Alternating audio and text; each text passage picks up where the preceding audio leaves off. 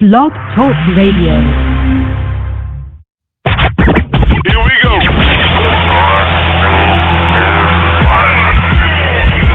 Blast off. This is True Capitalist Radio. True Capitalist Radio. I am your host, the man they call Ghost. The badass of business. Give him capitalism or give him death. That's it. Period. Broadcasting from his Skyline office studios in beautiful downtown Austin, Texas. You sound fruitier than a box of Fruit Loops, for Christ's sake. And now, he'll take it from here. Your host, the prognosticator of prognosticators, the man they call Ghost.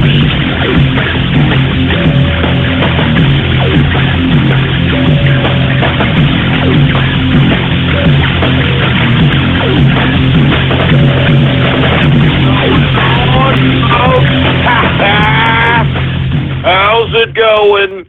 And thank you for tuning in with me to another edition of the True Capitalist Radio broadcast. And of course, I am your host, the man they call Ghost. And once again, folks, I want to thank you very much for tuning in with me. This is episode number 424, folks. Episode number 424 for all the folks that are keeping track of the True Capitalist Radio broadcast. And before we get into anything else, I'd like for everybody to please spread around like wildfire and let everybody know that True Capitalist Radio is in effect and in the house. And we are live every Monday through Friday, 4 p.m. Central Standard Time, right here on the official website of the True Capitalist Radio broadcast, and it is blogtalkradio.com/ghost. That's blogtalkradio.com/ghost. All right, and if you have not done so, please follow me on Twitter, folks. All right? The Twitter name to follow is Politics Ghost. All one word, no underscores. Politics Ghost is the name to follow. Now, folks, if you did not kick it with us this New Year's Eve, I think that you missed out on a great, fabulous occasion that we did not have for the past 5 years. It was 5 years in the making, and I'm talking about the Ghosty Awards 2016, baby. And if you were not able to kick it with us, well, by God, go to the archive. And, of course, you could go to the archive at blogtalkradio.com/ghost. And go back to episode number 423. 423, episode number 423. That was the New Year's Eve episode in which we had the Ghosties Awards. And I do want to remind everybody who did win a Ghosty Award, whether you won an actual award or were an honorable mention, please, sometime this evening, give me a tweet. I will DM you. If you want to actually physically receive a tangible item for your award, we will be happy to mail one to you, signifying that you were the official winner of whatever given category of the Ghosties 2016. I'm telling you, it's been a great New Year thus far, folks. I mean, I could literally feel the difference right when midnight struck. I'm telling you, I think it's the Donald Trump effect. I don't know what it is, but I feel better. I cannot wait. 17 days, folks. 17 days until Barack Obama is nothing more than a black mark in American history. No pun intended, folks. I'm serious. I want this man to be nothing more than a bad memory in America's history as far as I'm concerned, folks. All right? I'm serious. I'm not joking around. And the bottom line is that I am looking forward to the future. All right, there's no need looking back at the past. I know that we got a lot of left-wing, long-haired, bedwetting hippie liberals out here that are trying to do whatever it takes to thwart Donald Trump from becoming president. They're trying to put out veiled threats like this idiot Michael Moore, like this stupid, dumb, fat hambone, Rosie O'Donnell, and all these other left-wing celebrity agitators that are trying to undermine our own Constitution, the Electoral College, the democratic process in general. These people, I'm getting sick of them. And I think that I've underscored that numerous times on this broadcast. I am sick and tired of having to rationalize or even attempting to rationalize with these goddamn left-wing lunatics. And I'm tired of it. All right? I mean, listen to me. It's obvious if you are in dissent of Donald Trump's presidency, well, then lay some ideas down on the table. All right? Lay some ideas down on the table and convince others that your ideas are that much better, and then go to the damn polls and vote. That's the way our country is made, you stupid, dumb, left-wing lunatics. But you see, there's no idealism in your leftist cult. It's nothing more than regurgitated talking points, and that's all you get from these morons on the left. Nothing but regurgitated talking points that they heard on the mainstream media. And that's all you're going to get. There's no idealism. There's no substance.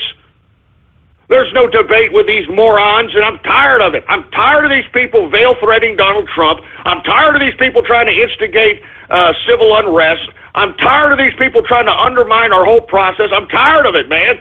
I'm telling you, I'm getting sick of it.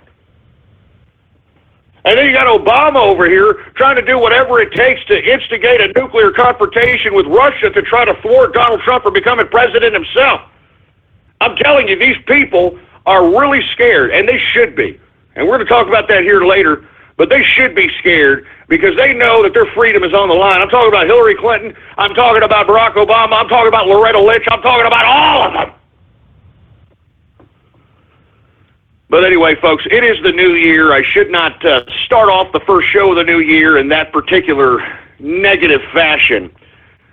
So my apologies. I want to say Happy New Year first and foremost to all the True Capitalist listeners. Whether you love or hate the show, I love you, baby. Keep listening. And I also want to say Happy New Year first and foremost to the Capitalist Army and all the new Inner Circle members, folks. Listen. There is a limited amount of slots of Inner Circle slots available, folks, and they're almost all gone. And we put them on sale there this past weekend. They're almost all gone. There was only 50 slots available.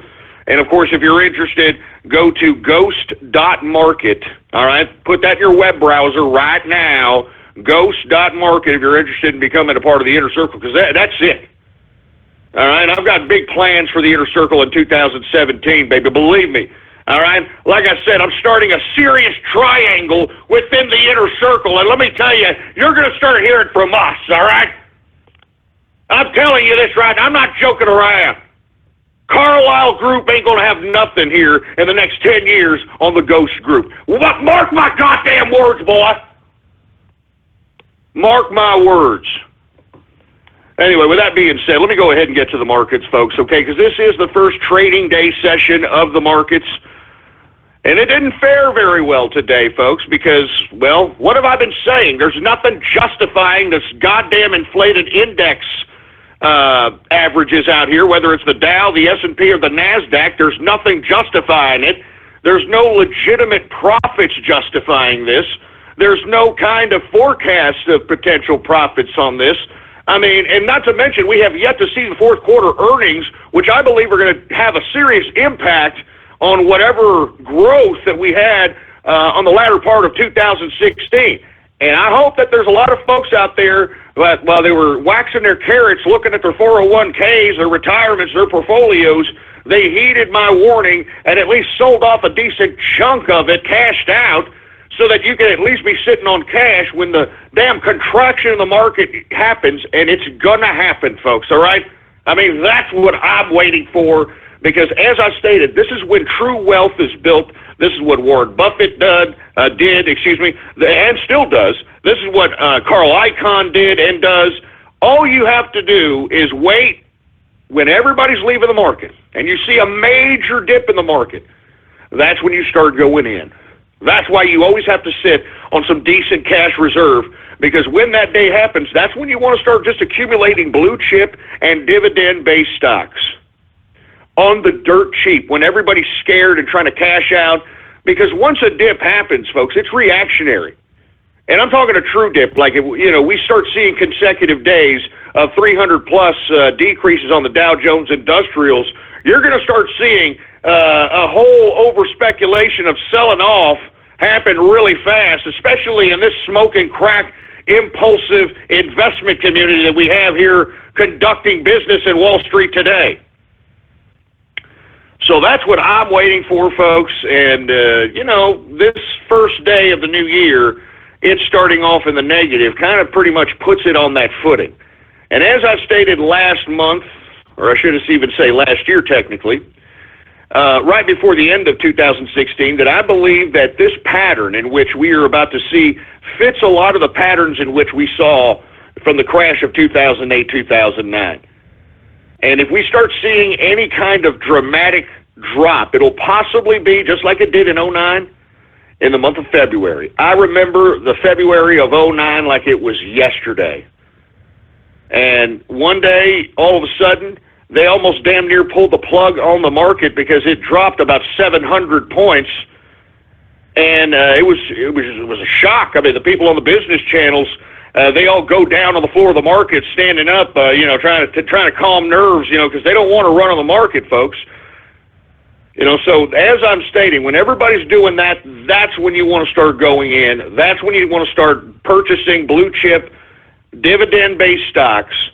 And these are the types of stocks that you want in your portfolio for the long term. Remember, when you see that contraction in the market, you don't want to just day trade or short-term trade. You want to gobble up as much as you can and hold for long term. Because as I stated, folks, once you accumulate a pretty good portion of blue chip and dividend-based stocks, those stocks can be used as collateral for any potential loan with a financial institution if you definitely wanted to expand any kind of business venture, or if you wanted to put down on any kind of property, anything to that capacity. I mean, that's why you hold stock. That's why you have assets, so you can have net worth. You understand? I mean, when you have net worth, that means you are worth something. And that's what I'm waiting for, folks, at this point in time. And if you recollect back when I started the True Capitalist radio show, in the beginning of the episodes, I was telling everybody at that time to go into the markets. And if you would have listened to me at that time, folks, you would have made some serious, serious money. I mean, as I stated, when I was suggesting that everybody go into the markets, the Dow Jones Industrials was at 8,000 points. As we saw here in the past couple of weeks, we were flirting and attempting to touch 20,000 points, which is ridiculous, but still. Just imagine, which I did, and of course anybody who listened to this broadcast did, just imagine accumulating a bunch of blue chip, dividend-based stocks at these low prices in 2009, 2010, 2011. It was around 2010, 2011 is when we started seeing the gradual increase in the markets. And then, of course, those years led on to the current situation that we are in, which is this inflated index composites on every different level. Either way, folks, if you would have just listened, and the fundamentals of investing was there. It's not like I was pumping a stock or anything to that capacity. You could have basically thrown darts at a list of the Dow Jones Industrial companies on a damn wall, and whatever it hit, and if you've invested in it at that particular time, you'd be making money today. And not only making money on the top, on the fact that you're probably getting dividends on a quarterly basis. And for you folks that are unaware of what dividends are, I just want to reiterate that there are stocks that give dividends, meaning that for however many shares you have, they will give you a certain amount of money per share. Per share. So a lot of these companies basically give quarterly dividends. So on a quarterly basis, you will receive so many some odd dollars in your brokerage account from the company that you own based on the dividends that they are supposed to pay you based on the amount of stock you own. So this is what you want. I mean, you want low-end, cheap dividend stocks here in the next year when this contraction happens. You want to be able to accumulate those and hold those, because not only are you accumulating them because you're hoping that the damn stock itself goes up in value, but you're also holding them because they're paying you to technically hold the stock via a dividend. So I know this is very complicated stuff for folks that are not particularly, they don't really understand the market very well, but listen, this is very easy. Even if you don't even understand stocks, all you need to understand is that here in the future, you're going to hear on the business news that there's a lot of people losing money in the stock market. The stock market is crashing. The stock market is losing money. You're going to start hearing that here in the next couple of months as a headline, whether you watch business news or not. And when that starts happening, folks, you need to start looking at the charts of any company within the Dow Jones Industrial, because that's where you want to invest your money. The Dow is the American economy. The Dow Jones Industrial comprises, I think, of 30-something companies. It's not that big. It's only like 30-something companies that comprise the Dow Jones Industrial, and that is the engine of the American economy. The majority, if not all, of those companies are multinational corporations based here in America. So that's what you want. You want to be able to accumulate as much Dow Jones Industrial blue chip dividend paying stock so that you can continue to make more money, make your money work for you. You know what I'm saying? And that's what stock is.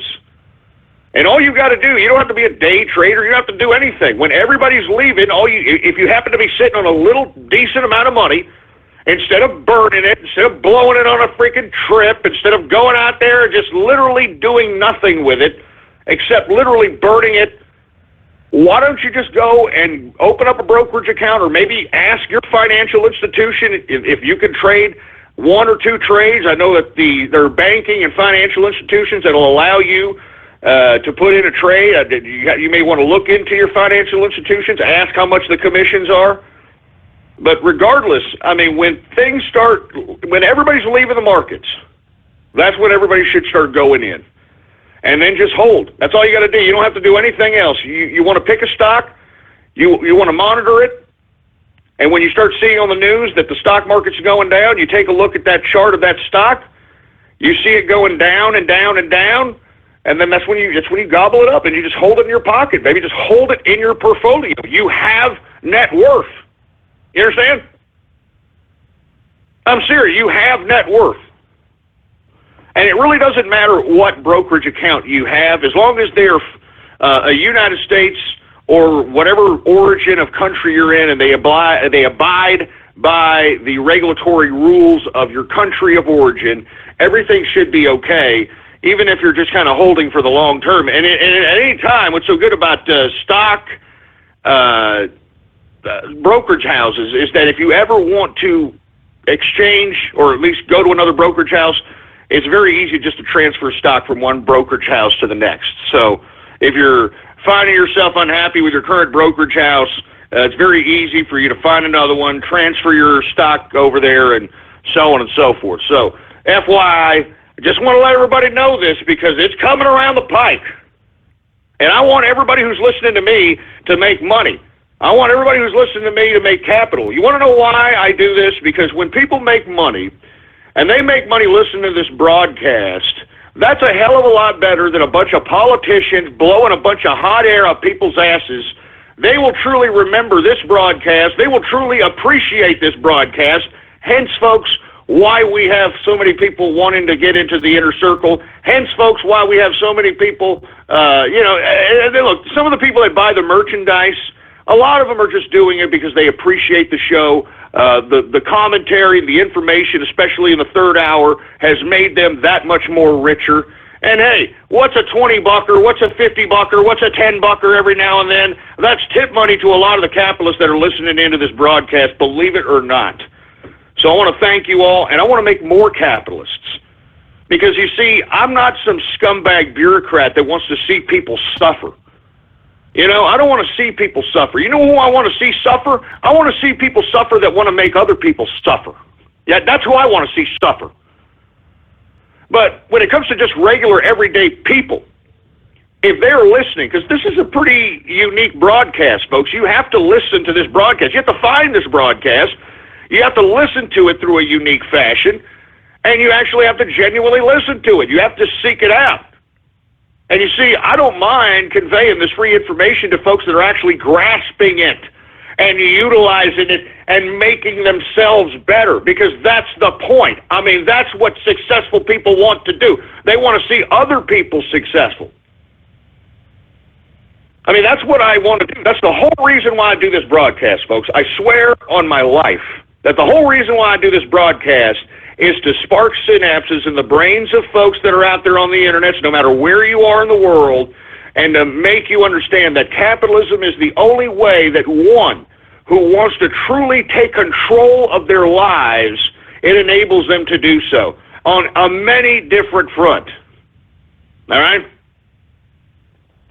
So that's why I really do appreciate the fact that I, through this show, help people get more money, get rich, become capitalists, because capitalism is a real deal, folks, all right?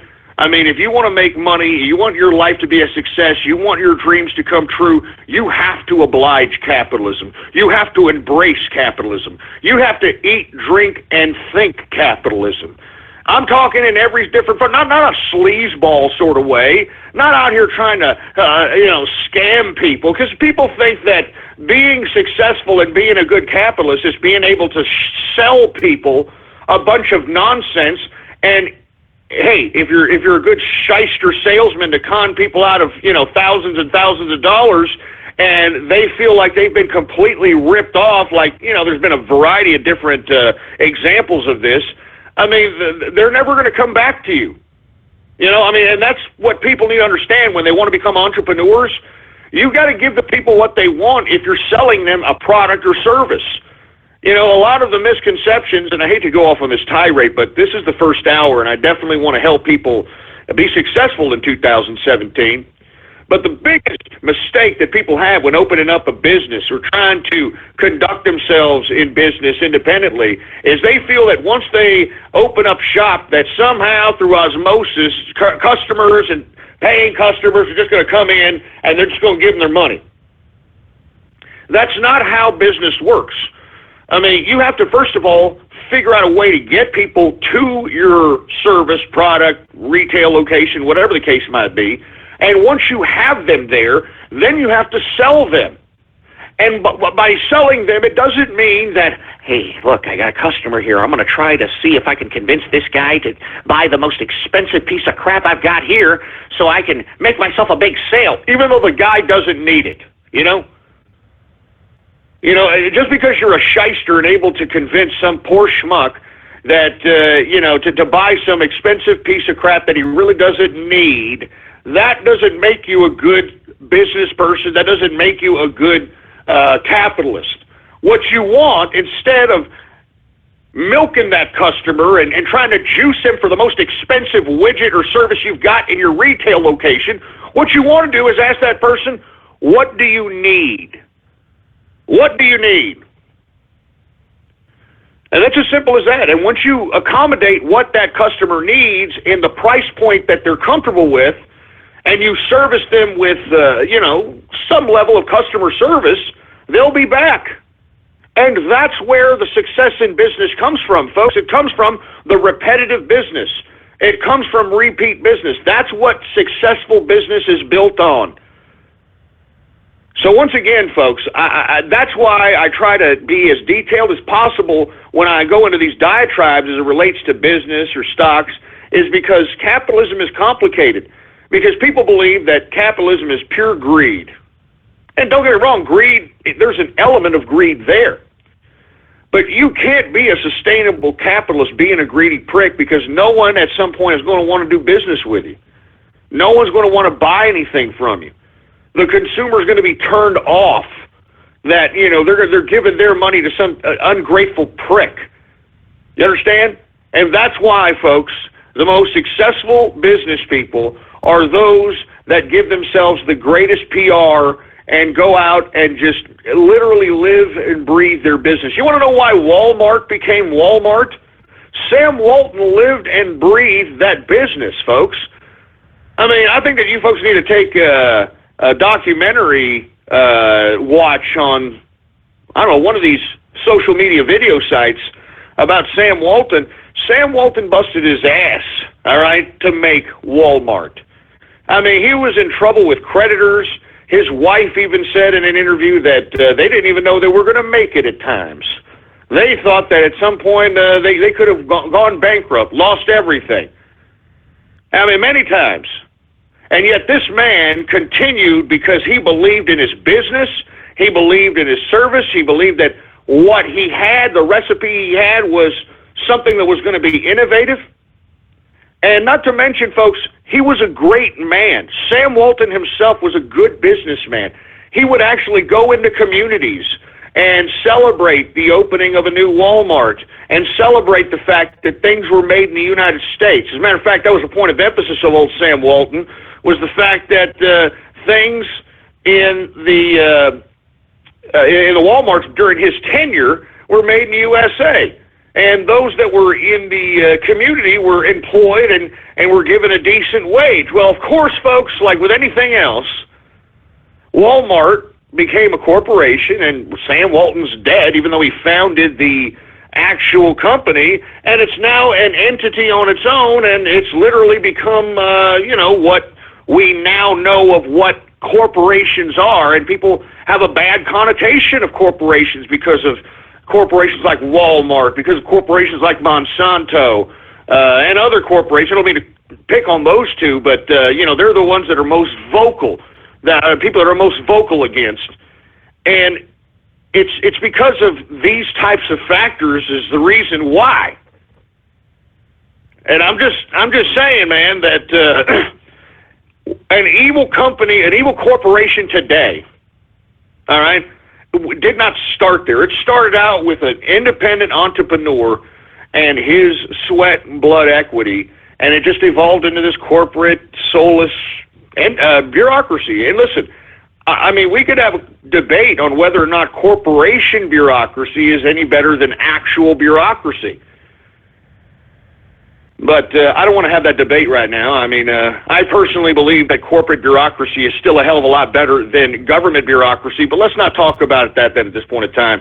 The point I'm getting at is that if you want to be successful, you have to make things happen. You have to believe in yourself.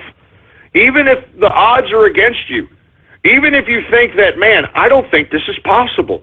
I don't think I'm going to be able to get through this. I don't think I'm going to be able to afford this. I don't think I'm going to be No.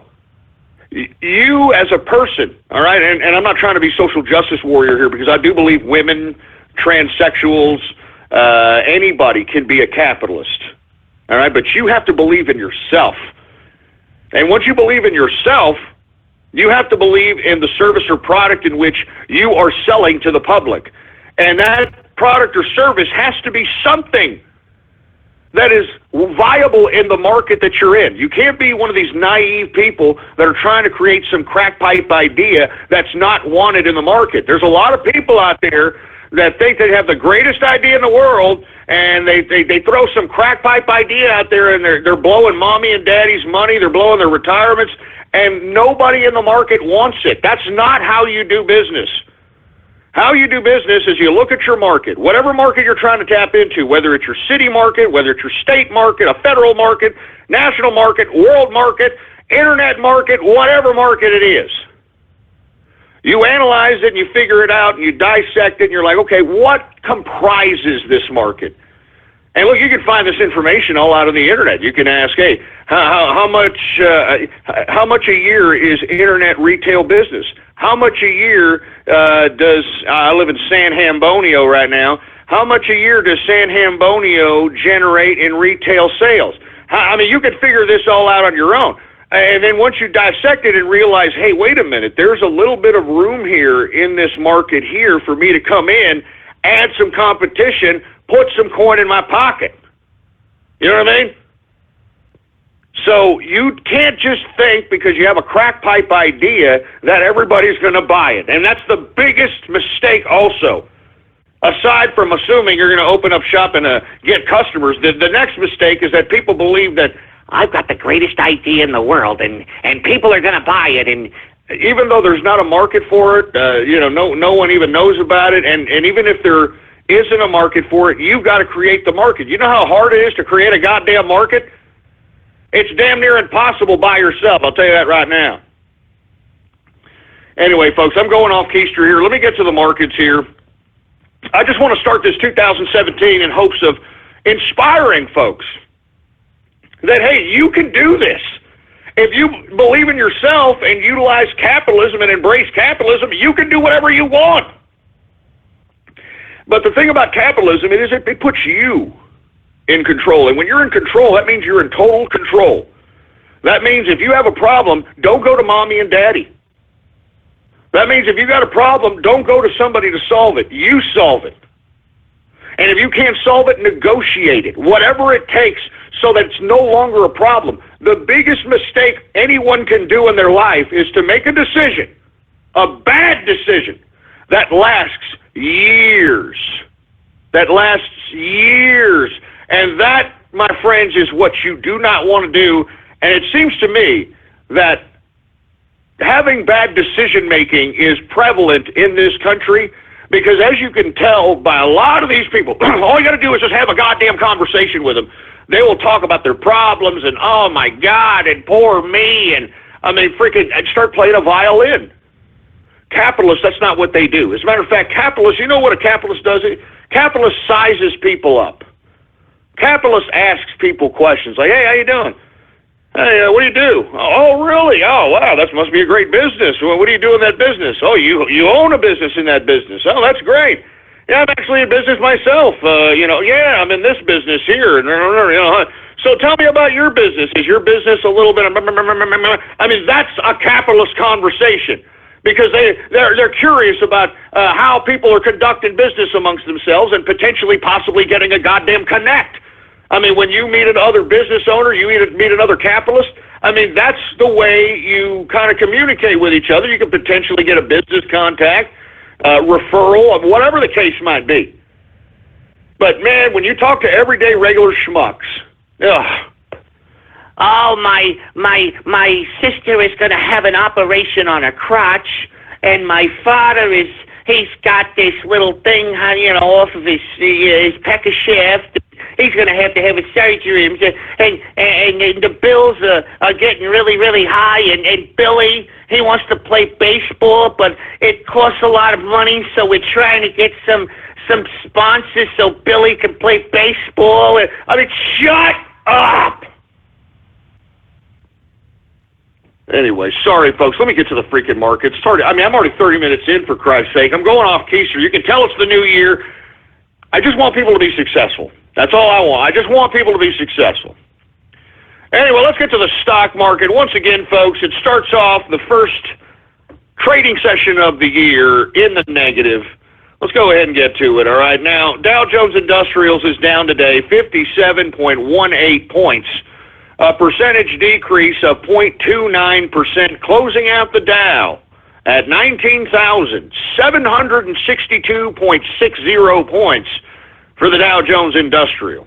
We've got the S&P also down today, folks, 10.43 points, a percentage decrease of 0.46%, closing out the S&P at 2,238.83 points for the S&P 500. We've got the NASDAQ.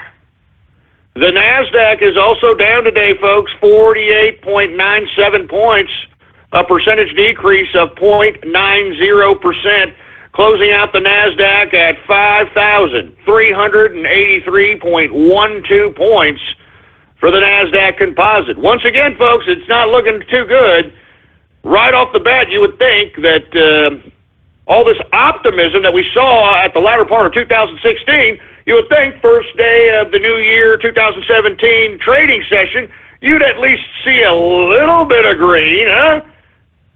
No, it's because I'm telling you, these freaking idiots that have been smoking crack on Wall Street are finally, stopping their fix or on rehab or have a New Year's resolution or whatever, because I'm telling you, the realism is starting to sink in.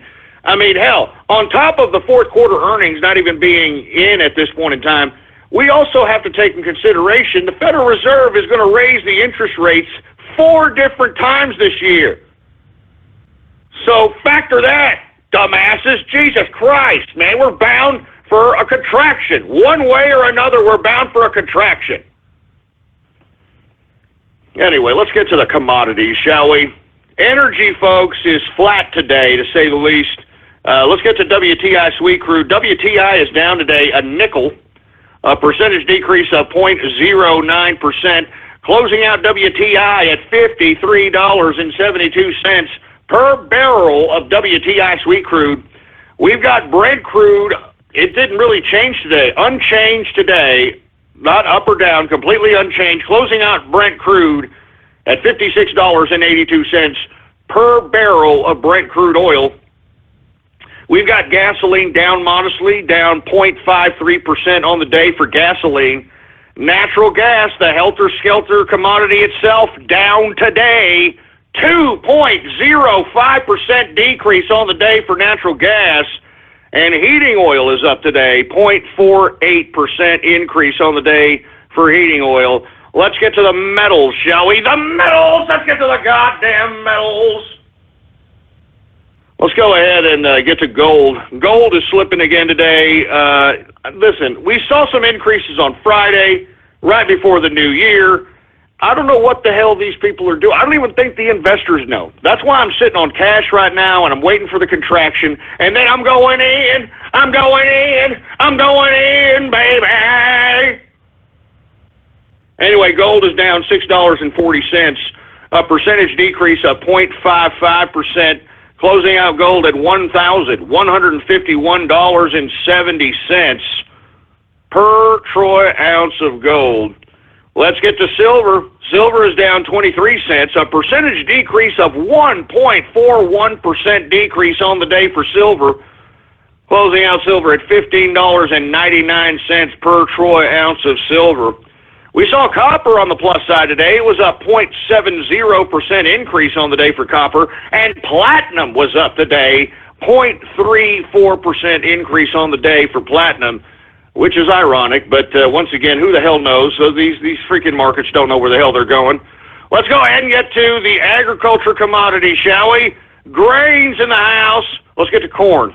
Corn, of course, folks, we're starting to see some shortages out here in Texas. 2 corns for a damn dollar. You got to be joking. And that's, of course, based upon the crop report that we had released back in fall. It pretty much called this.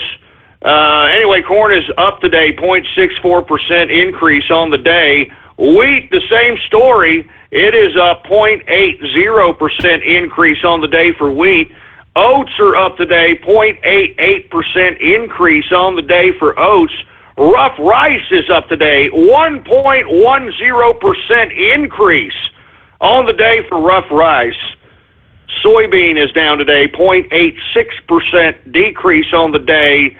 Soybean oil is down 0.37% decrease on the day, and canola is up modestly, 0.06% increase on the day. Let's go ahead and get to the soft, shall we? We got cocoa continuing its slip after seeing dramatic increases for the past couple of weeks.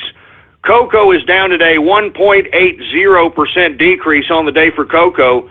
Coffee, hey dude, just don't talk to me.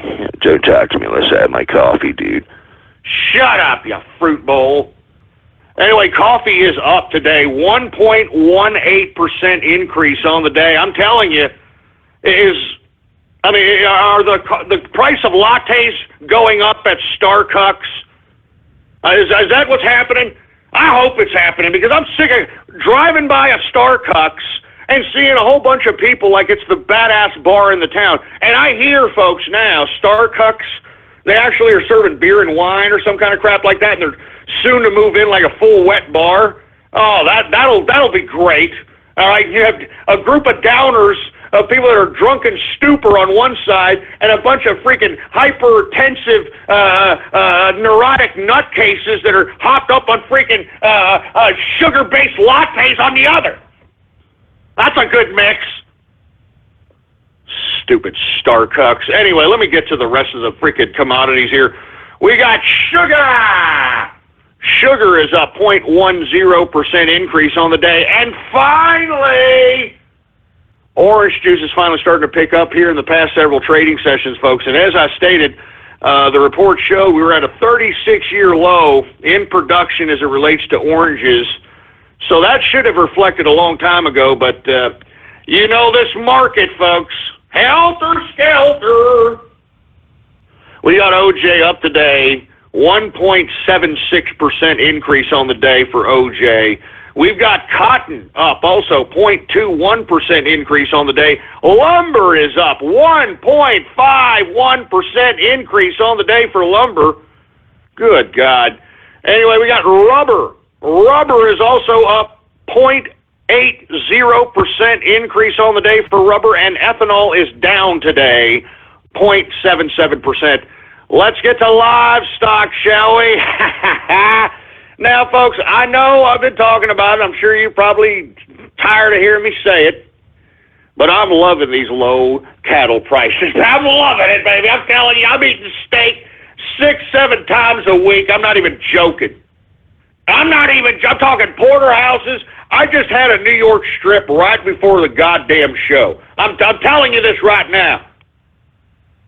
I mean, I'm loving these low freaking cattle prices, man. I'm getting them straight from the butcher too. I'm talking 3-inch thick cut steaks, baby. None of these little freaking paper cuts. I'm sick and tired of the supermarket. And I know, look, I know that there's not a lot of people. There's some people that can't afford, high priced meat and stuff. That's great. I'm sorry. Sucks. But I mean, why would you cock tease? Excuse my French, but why would you cock tease somebody with these like little paper thin cuts of like a T-bone? Have you seen these things? They're like 3 centimeters thick or something, and they're, oh look, that's a T-bone, and you can get it for like $4.25, and that's just such a cock tease. And how the hell do you cook that? How the hell do you honestly cook that, for heaven's sake? Anyway, I'm going off keister here. Let's go to livestock. Live cattle, folks, is down today again. 1.61% decrease on the day for live cattle. So, man, I mean, let the good times roll when it comes to buying beef. I'm telling you that right now. Anyway, cattle feeder is also down today. 1.34% decrease on the day for cattle feeder. And, folks, what have I been saying? What have I been saying? What have I been saying about lean hogs, boy? Woo! Lean hog is up today.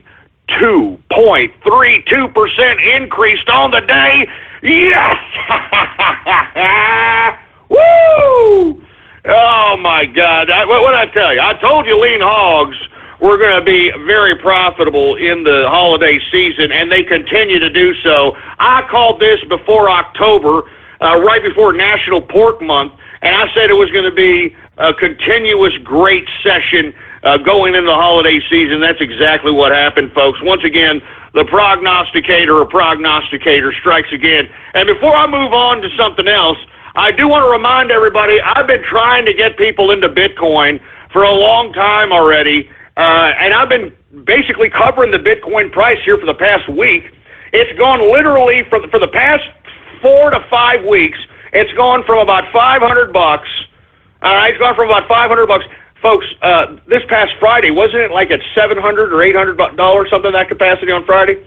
Folks, today, Bitcoin price as of today, $1,016.03 per Bitcoin, for Christ's sake, man.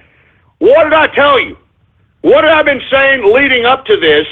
I've been announcing this Bitcoin news here at the end of the markets here, at the end of lean hog. I've been suggesting that the reason that we're seeing this increase in price is because, folks, more and more countries are starting to rid their country's economy of tangible cash. They're trying to eliminate tangible cash. They've already done so in Venezuela. They're already starting to do so completely in India, which is completely unbelievable. They're starting to do this in small African countries. And moreover, folks, there are individuals within the international community that are actually utilizing Bitcoin as a means of accepting payment because, let's say, I read an article here in the business, one of these business publications, that farmers in Zimbabwe, because Zimbabwe, folks, it has been going through some disgusting inflation for the past 10 years. I mean, the last time I checked, it was like $20,000 for toilet paper. I mean, I'm not joking around. 20,000 Zimbabwe dollars for toilet paper. That's how much they've inflated the damn monetary system out there in Zimbabwe. And why did that happen? They just kept printing money. It's fiat currency, meaning that there's nothing backing it up.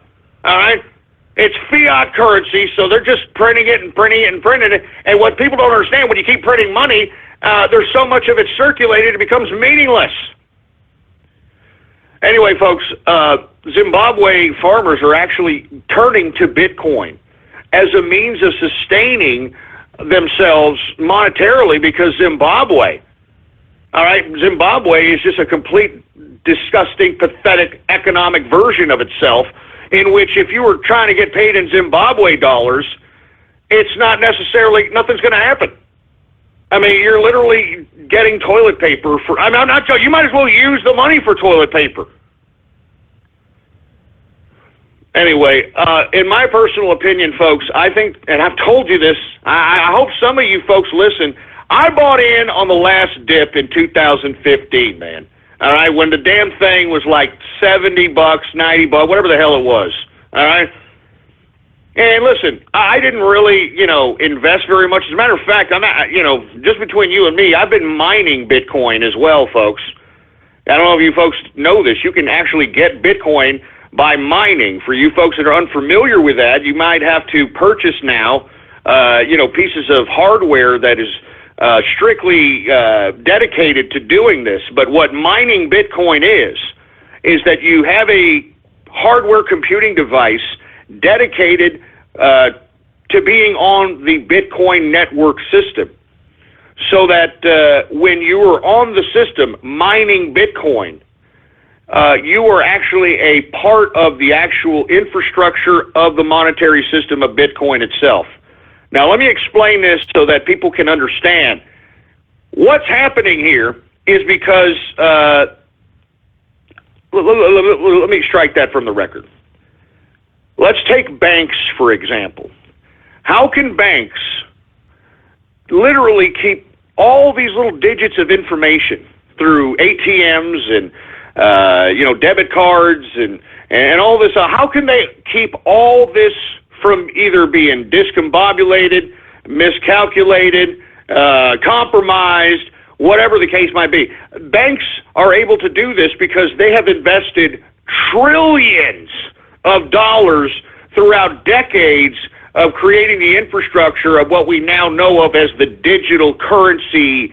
I guess you could call it the digital currency system, and that's kind of the monetary system on a digital front. I mean, what I'm saying is that the Federal Reserve prints out a certain level of currency notes, and many of those currency notes aren't actually printed. They're actually granted to banking institutions, and those banking institutions are allotted to have so much of those notes, and what they're supposed to do is lend out those notes so that those notes that they lend out gain interest, so that interest that's gained on those notes that were printed, that were digitally given to the financial institution, and once they're lent out to a potential debtor, they pay the interest, in which the interest acts as the money returning back to the Federal Reserve. Because remember, the Federal Reserve owns all the banks, or they run the banks. I mean, they regulate the banks. So whenever they raise interest rates, what they're trying to do is they're trying to recall money back from what they printed out years ago. When they raise interest rates, they're trying to recall outstanding currency back so it can no longer be outstanding, to increase the value of the dollar. Excuse me. With that being said, that's why these banks are able to keep such highly sophisticated calculations of billions of people's account informations, how much money they have in their account, what should be debited. I mean, they have spent trillions in the infrastructure. Now, what Bitcoin is, it is an algorithm in which someone, who they claim they know who it is now, but I don't think it's the guy, it is an algorithm in which it can only create so many Bitcoin given a given amount of time and a given amount of people that are actually on the infrastructure itself mining Bitcoin. Now, you're not necessarily mining Bitcoin. It's more of a figurative type of a situation. But what you're doing is you're one of the pieces of the infrastructure that would otherwise be one of the pieces of infrastructure in a banking institution that the banking institution paid trillions of dollars to have in server power, security, all that stuff. You, as somebody who has got a piece of hardware connected to the internet, mining Bitcoin, you act as a piece of hardware. You act as a piece of networking apparatus so that you can route all these different transactions that are happening within the Bitcoin market. So you're adding to the infrastructure of Bitcoin itself without Bitcoin having to invest trillions of dollars in computing and security and infrastructure. By mining Bitcoin, you are a piece of the infrastructure.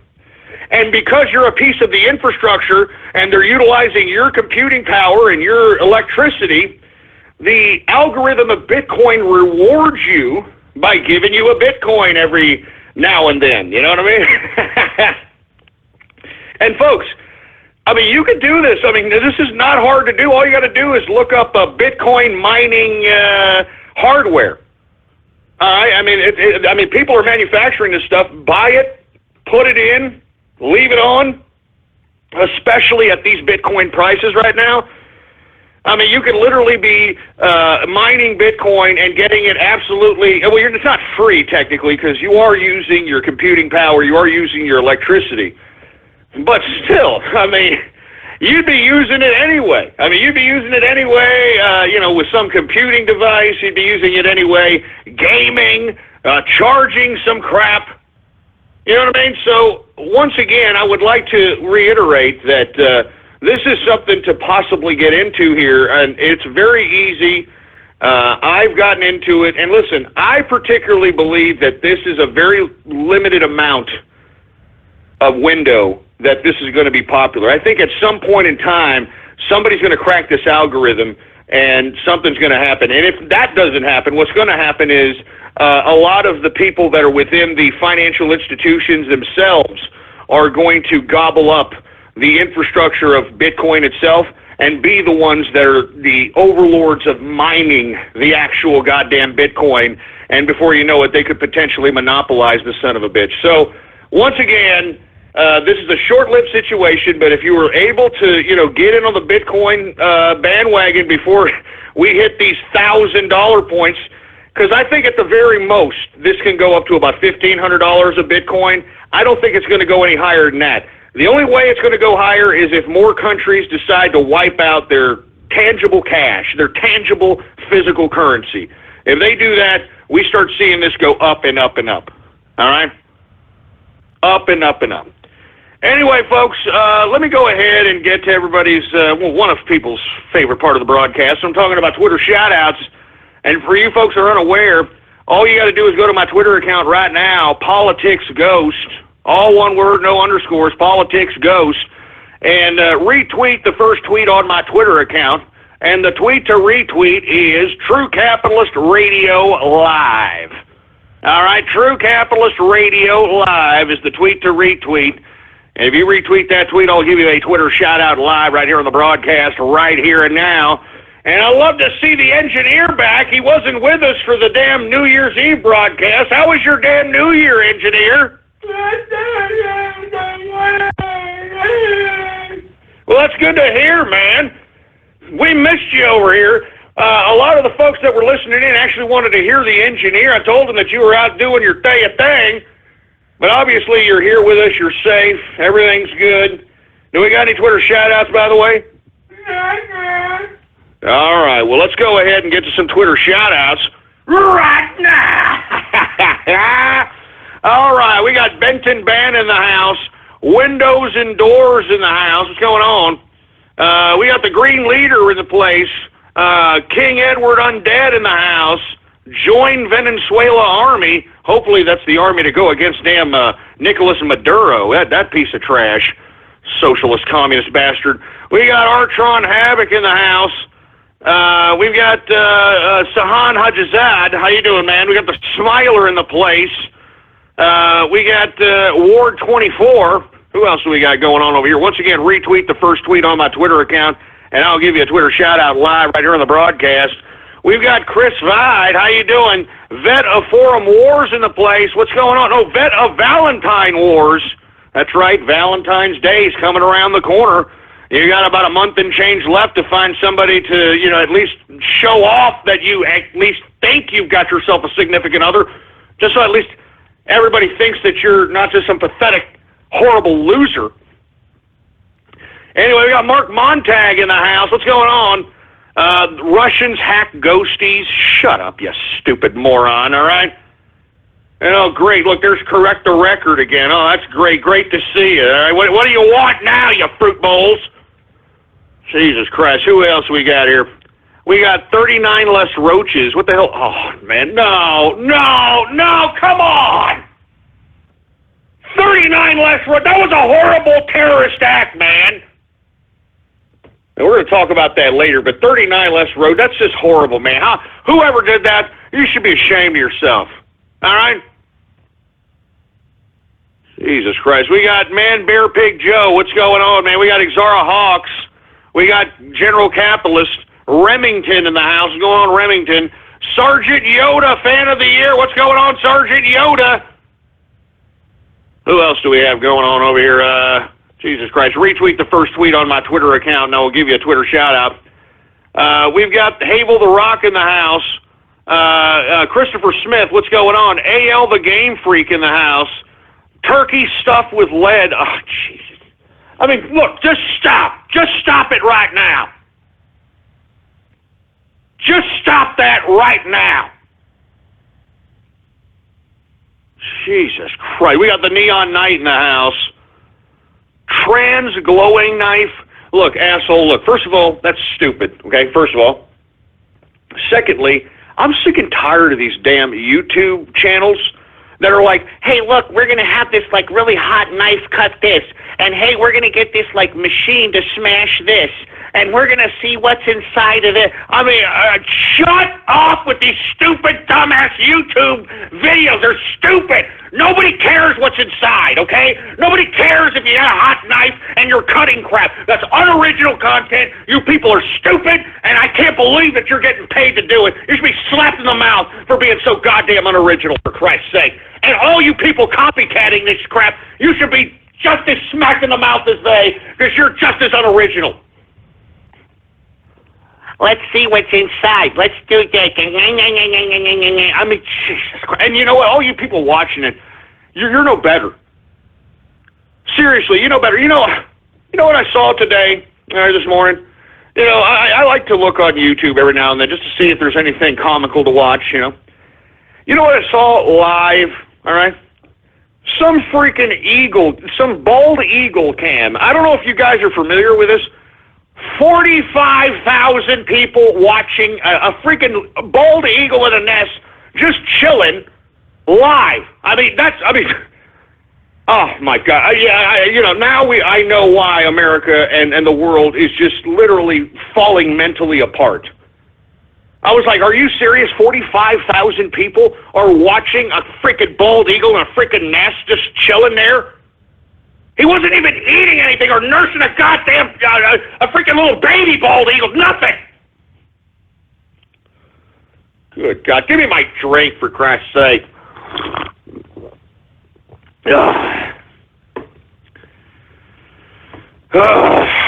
I'm telling you. I'm telling you, man. Anyway, let me move on here. We got Scarlet Moon in the house. What's going on? Jesus Christ, man. I'm telling you, man. Anyway, we got Brony Drumming. Once again, honorable mention in the Brony category. What's going on in the ghosties? Real human being? Real human being. What the hell does that mean? We got the Brony Network in the house. Tiny Chat Turks and Gravy. What the hell? Oh, Jesus. Can y'all shut up with this crap already, all right? I'm really not, this is 2017, the first show of 2017. Please don't make it into a bunch of garbage, all right?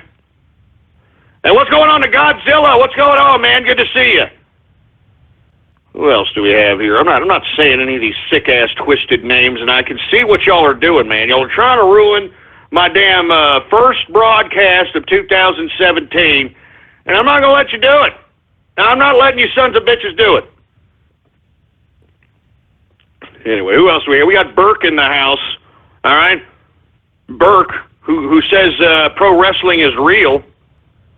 It used to be real. It used to be kind of cool, man, but, then it started fruiting up a little bit, in my opinion. You know what I mean?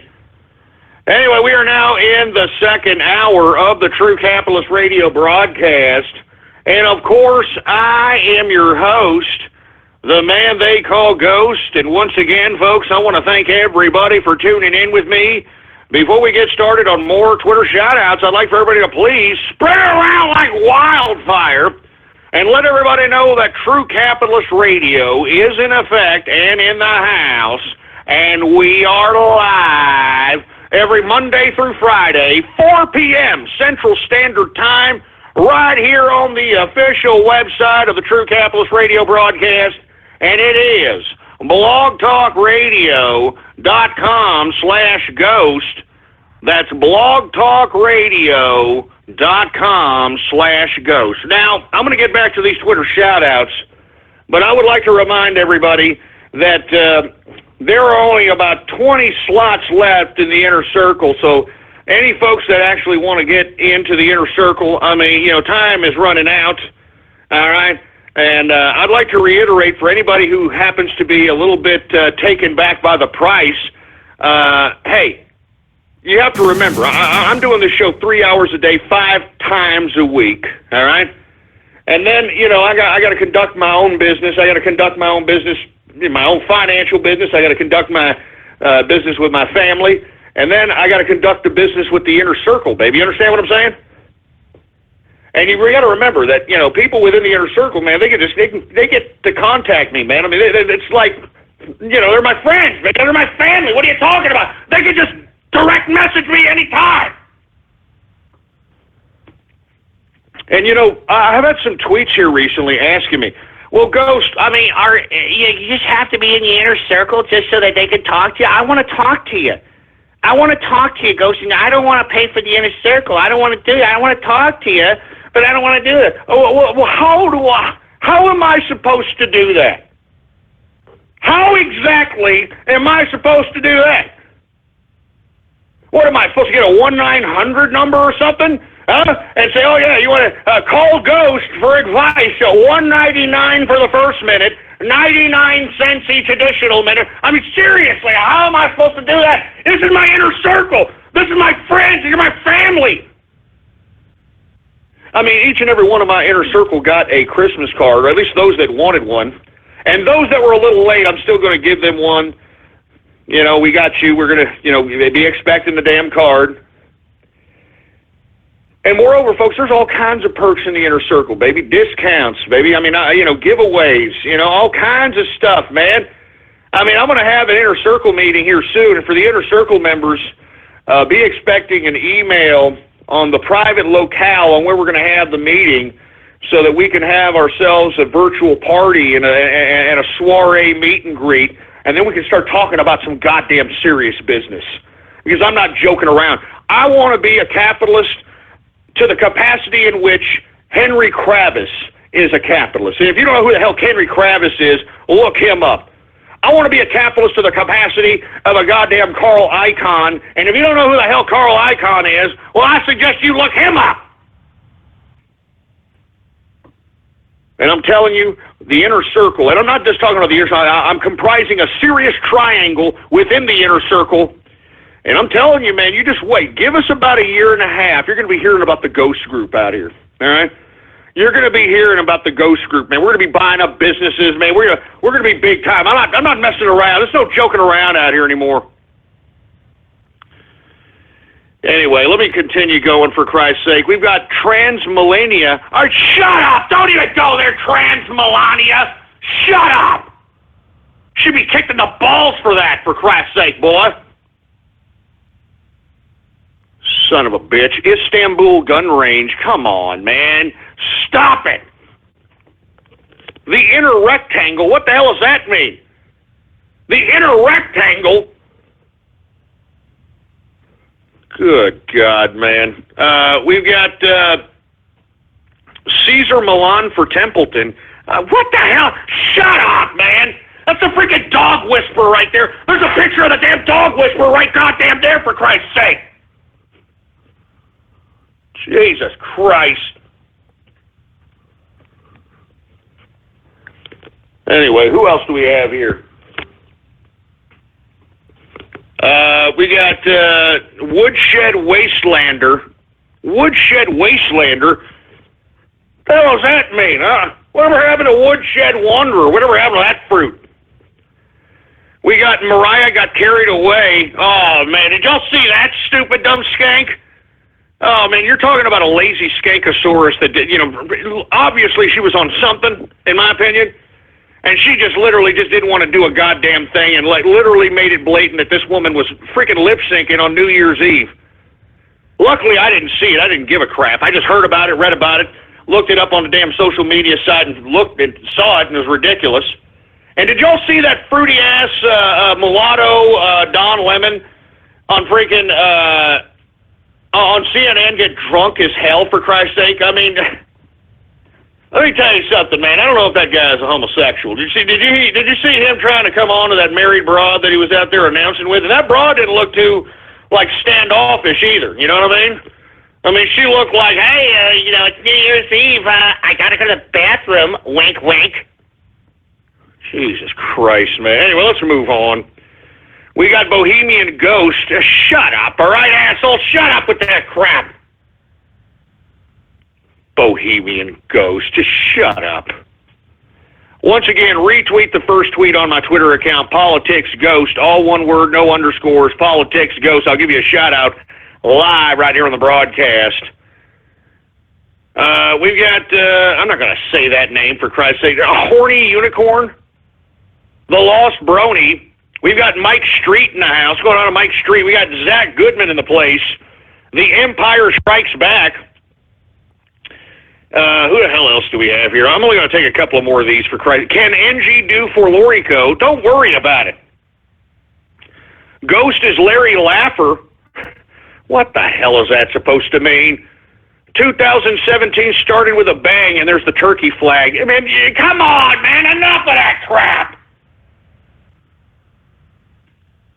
Ghost DNC'd the ghosties. What the hell is that supposed to mean, asshole? What the hell is that supposed to mean? Ghost DNC the ghosty. What the hell is that supposed to mean? Son of a bitch. I think we got a lot of people that are a little sore losers out here, huh? We got a little bit of sore loser, a little bit of crybabies out here. Well, stop crying, babies, all right? Stop crying like a bunch of babies, all right? Give me a break. Jesus, give me the mic.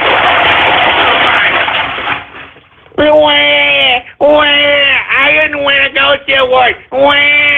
Shut up. Just shut up.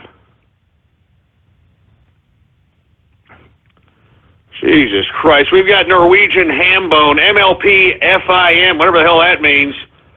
We got Salvador Ghost Andre, whatever the hell that means, for Christ's sake. Carolina Capitalist. Jesus Christ, man. Now there's the whore master again. Oh, yes, I am the whore master. Oh, yes. Jesus Christ. There's Flaming Nipple Chops. Where the hell you been, Flaming Nipple Chops? Who the hell else? We got Free Zorg in the house. How you doing, Free Zorg? Ghost will die in 2017. Oh, thanks a lot. I really appreciate that. See, these are the kind of fans I got out here, folks. They want me dead. Yeah, well, take a number, for Christ's sake. I'm serious. I'm not joking around. Recount ghosties. Look, shut up about this crap. I'm not joking around. You people are starting to cry a little bit, and I can see it. And look, you need to grow the hell up about this crap, all right, boy? Grow up. We've got Silent Capitalists in the house here. What's going on? Pay to be Ghost's friend. You son of a...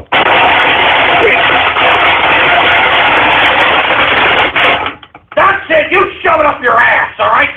No more Twitter shout-outs for you twats. I'm telling you, you guys...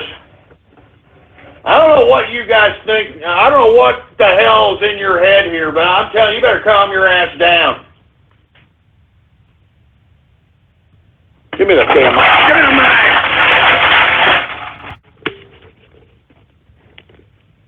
I'm telling you, this is why, folks, we can't have nice things in the world. Do you all hear this right here? Huh? This is why we can't have nice goddamn things, because people want to be little freaking jerk dicks, all right? And I don't appreciate it. All right. Let me calm down here, folks. We got to get to the crux of the broadcast anyway, all right? Where was I at, engineer?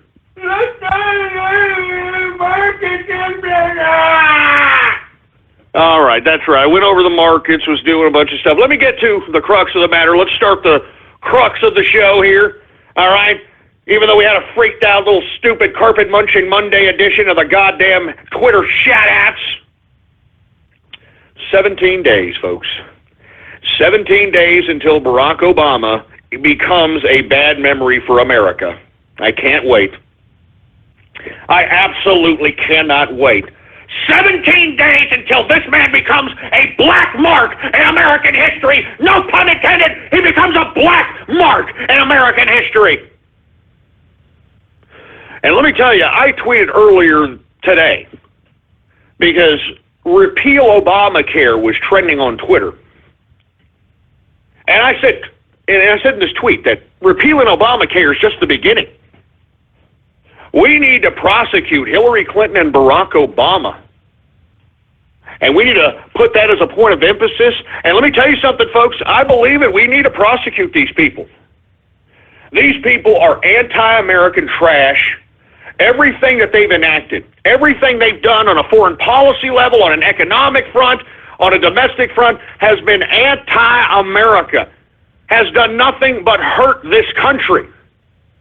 And it's been to the benefit of a bunch of people that have nothing to do with this country, a bunch of international bureaucratic institutionalists. I'm telling you. 17 days. Give me my drink. I can't wait. 17 days.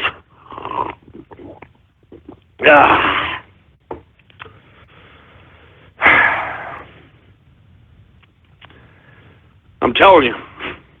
I'm telling you. And, you know, as I'm speaking here, Donald Trump just tweeted, North Korea just stated that it is in its final stages of developing a nuclear weapon capable of reaching parts of the U.S. And then he said it won't happen. I mean, what is this? Is this the last straw that these leftists are going to do? Huh? They're going to have little Kim over here, Kim Jong-un, sit over here and try to cause a nuclear confrontation there?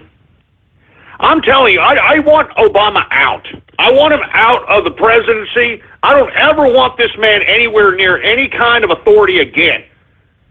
This man is a psychopathic, disgusting, anti-American piece of trash. And not to mention, folks, Joe Arpaio out of Arizona, the sheriff out of Arizona, had just came out here about 2 or 3 weeks ago and exposed the fact that the latest birth certificate that was supposed to be the definitive birth certificate for Barack Hussein Obama was an utter fraud. It's an utter fraud, for Christ's sake. And if his birth certificate is a fraud, folks, and I've alluded to this before, then it is the biggest scam that has ever been pulled over the American government in world history. And that's why, at the very least, just on that, he should be prosecuted. But he should also be prosecuted, folks, for being a war criminal. I mean, this man is an unadulterated war criminal. Remember when he first came into office, before he even came into office, the Nobel Prize Committee gave him the Nobel Peace Prize for doing absolutely nothing. And this man has unleashed more war on this world than any other president that I can think of. I mean, this man has literally destabilized the Middle East. He has knowingly armed, trained, and funded ISIS, folks. And that's according to Michael T. Flynn. He said that in many different interviews. And this man would know. He was the head of the DIA, the Defense Intelligence Agency, which is basically the CIA for the Pentagon. He knows, folks. This guy knows the intelligence. So all I'm simply stating, folks, all right, all I'm simply stating is that this man, Obama, needs to be prosecuted. Hillary Clinton needs to be prosecuted. Loretta Lynch needs to be prosecuted. None of these people are above the law, and nor should we accept that they are. And just because they have a bunch of half-witted idiots that think that these people are cults of personality doesn't mean jack. I mean, these people have colluded with the media to basically fashion the narrative within the perspective of the general American populace. So when you have people sitting on their couches after a day's work, and they're looking at the boob tube, and they go into zonk mode, and they're just basically taking in whatever the television programming is feeding to them, this is literally what's shaping the narrative of the majority of this country. The majority of this country is not obtaining their news and information through the internet like everybody should, like a responsible human being should, like a responsible individual should. And that's why, folks, Obama, Hillary Clinton, that's why so many people think that these idiots are so great. Because the imagery in which the media has aided, created, and basically disseminated to the people is one of that Obama being a nice guy. Obama being very eloquent and, oh, I like the way he talks to me, and, oh, he's just so presidential, and, oh, look at his tranny wife, Michelle Obama. Doesn't she look so great in that Vera Wang, no pun intended, in that Vera Wang dress? How convenient she has a Vera Wang dress every now and then, just to let everybody know, just to drop it down there that she may be dealing with a little bit of a wang going on, all right? Anyway, folks, let me move on. Once again, 17 days, Obama, he's out of here, and I hope that Donald Trump, and I hope that Jeff Sessions, I hope these people prosecute these people. I mean, there is a legitimate case to be made to prosecute these pieces of freaking un-American trash. I'm not joking around, man. Obama should be proud. We don't even know if this guy is really, well, I know for a fact his name is not Barack Obama. His name is Barry Soetoro, all right? I mean, Netflix is even mocking us with that stupid, ridiculous movie that they're making called Barry. And that's how they're marketing it, folks. They're marketing it as if we're stupid. They're marketing it like this. You've met Barack Obama, now meet Barry. Like it's two different people. Do you understand? This guy that's the president, or the supposedly the president, isn't even a real person. This is a fake. This is a phony. And that's why he should be prosecuted. Give me a break. Anyway, folks, let me move on to some other subject matters here. Now, this weekend, while attending a New Year's Eve party, Donald Trump had an impromptu press conference while going into the party in question.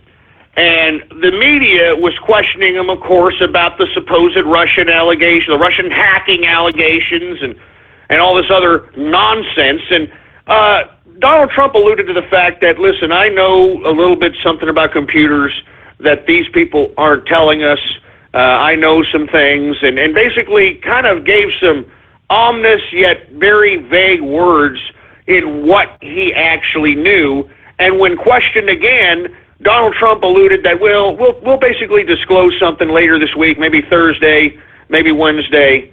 And folks, basically what Donald Trump is going to, what he's going to go to, what he's going to allude to, is that it wasn't Russia that hacked anything. All right, even this ridiculous report that came out of the Washington Post recently that the Russians hacked some freaking electrical grid in the United States, and then once the electrical grid in question was contacted, they said, no, we weren't hacked. We were just told by the Obama administration to scan our networks, and we happened to have found some adware on a laptop that was scanned. Adware. And you see, that scanning and that finding of adware prompted this fake effing news from the Washington Post claiming that the Russians had hacked a goddamn electrical grid somewhere and were threatening to supposedly crash it and bring everybody without any electricity out in the cold and all that. Well, these people are grasping at straws. I'm telling you this right now. I mean, they're doing whatever it takes to try to thwart Trump, folks. We cannot keep our eye off the ball. We have to make sure that these morons that are in power for the next 17 days don't get us into something, don't pull off a false flag, don't do something to try to implement martial law, don't try to activate their Black Lives Matter terrorists, don't try to do some kind of nuclear confrontation, nothing. These people better not do any of this crap. Jesus Christ. I mean, you want to talk about fake news, folks? Mainstream media is the king of fake news. And these pieces of trash have the audacity to sit here and point fingers at people? They're the ones disseminating this hyper-sensationalism that Russia is somehow attacking America. Russia is not attacking America. I don't even like Russians. I don't even like Ruskies. I don't even like Putin. But at this point in time, Russia is not making an aggressive stance to the United States whatsoever. On the contrary, it's NATO and the United States that are trying to get more and more aggressive with Russia to try to provoke a nuclear confrontation, and they're trying to do it before they have no more time left in power. So as I stated, folks, please be vigilant. Please be expecting anything in the next 17 days, particularly of which a false flag, a major false flag that could potentially put a martial law situation into play. And don't think that it's impossible. Remember when that stupid moron from the Boston bombings happened? Y'all remember they put Boston, they put most of Massachusetts under martial law. And you know, we really don't even know the whole story on why in the hell, first of all, people were forced to be prisoners in their own homes. Meanwhile, there's all kinds of firefights happening. I mean, we all saw the videos that came out. All kinds of firefights, helicopters, you know, people in neoprene masks. I mean, just, you know, going around. I mean, literal warfare, all right? Literal warfare, all because supposedly a couple of, you know, bed-headed kebabs were able to supposedly throw a freaking backpack somewhere and it was able to explode. Well, we were punished. The United States, American people were punished. Folks, I'm telling you, it's that easy. Look at how easy they were able to subdue Massachusetts because of those Boston bomber idiots. I mean, it was ridiculous. Y'all remember that, right? Y'all remember, I mean, there were firefights. I mean, you would have thought that there was a whole squad of people. Like there was a squad of about 50 mercenaries out there in the streets taking on the whole goddamn battalion of whatever martial law troops were out there scattered amongst Boston. So once again, I mean, this is more than possible, folks. These people are desperate. Barack Obama, from what I understand, according to reports, is going insane because he's scared. He's genuinely scared that he may be accountable for all the dumb garbage that he has done as president. He is very petrified, and he's willing to take humongous risks. He's a psychopath. He doesn't care. I mean, at this point, don't you understand that he doesn't care? And let me tell you, what's sad is that this leftist lunacy, this brand of leftism that they've been able to anesthetize a good portion of the population with, is a cult. It's a cult. It's very akin to something that's religious fanatic. But they're not. It's political. It's social justice warrior, virtue signaling garbage. It's this idea that I belong to a group, and because I show compassion to a group that's unlike my own, I have the moral high ground to overshout you, to ban your speech, to put you in jail. That's the mentality of the whole social justice warrior idea.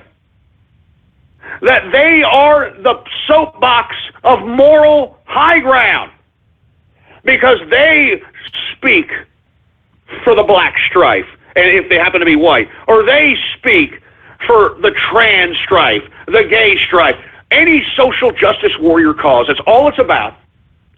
It's about putting one above everyone else on a moral high ground to virtue signal, and somehow, through this warped perception of this, these people actually believe that they're better. I'm serious.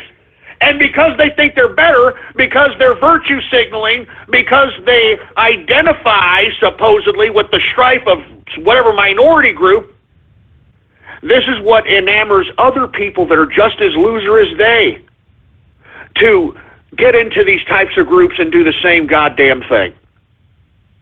It's a cult. It's lunacy.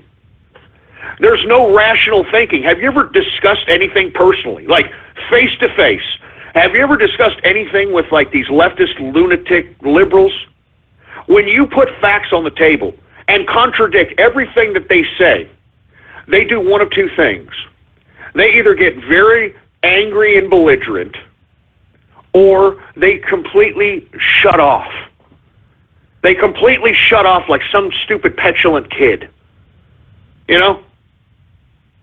And they just start ignoring you. Their eyes go into la-la land, and you're sitting there talking to them, and they just one ear out the other. That's it. It's a cult. And that's why I'm sick of rationalizing with these goddamn leftist liberals. There's no rationalizing with them anymore. Look, liberals, if you don't like Trump, that's great. Why don't you put some ideas on the table that contradict whatever's being put forth here in the next year or two, so that you can convince enough people in the United States to identify with those ideas and vote for politicians that embrace those ideas. That's how our political process works, you ungrateful commie socialist bastards! But no, you guys want to cause civil unrest, divide and conquer, and listen, these leftists are not above dividing anybody and everybody. I mean, I remember looking on Hillary Clinton's website, in her merch area. I mean, you couldn't get any more separating of the people than the merchandise she was selling. Asians for Hillary, gays for Hillary, lesbians for Hillary, Mexicans for Hillary, blacks for Hillary. I mean, give me a break! I mean, you name it, she had a freaking Filipino for Hillary. Africans for Hillary. I'm not joking around. Every segmented, divide and conquer type of segmented population. It's ridiculous, folks. It's just a testament to what these people do. They divide everybody and have everybody fighting amongst themselves so that they become the moral high ground. They become the virtue signalers. They become the big brother. You know? Unreal, man. Anyway, what I was saying here is that Donald Trump referred to this weekend that he has some information that others don't as it pertains to the Russian hacking situation. And what he's going to allude to, in my opinion, is that it wasn't Russia that hacked this information. It was none other than individuals from the inside of the Democratic Party itself, and moreover, factions within the intelligence community that disseminated this information to WikiLeaks itself. It wasn't freaking Russians. And I hate, you know what I'm saying? I hate when you've got these Russian hacking stories that have been pushed forth by the lamestream media, making these damn cockeyed, mouth-breathing, vodka-drinking idiots like super hackers. I mean, are you kidding me? What kind of education system have they got in Russia that they're making every one of these damn mouth-breathers super hackers? It's stupid. I can't believe people are even believing this crap. But they're believing it because it's on the boob tube and they're believing it, huh? Oh, my God. Anyway, let me move on here. Once again, folks, what Trump is going to say is he's going to say that the intelligence community, factions with the intelligence community actually disseminated the information. It wasn't the Russians. And right now what we're witnessing is a split within the intelligence community.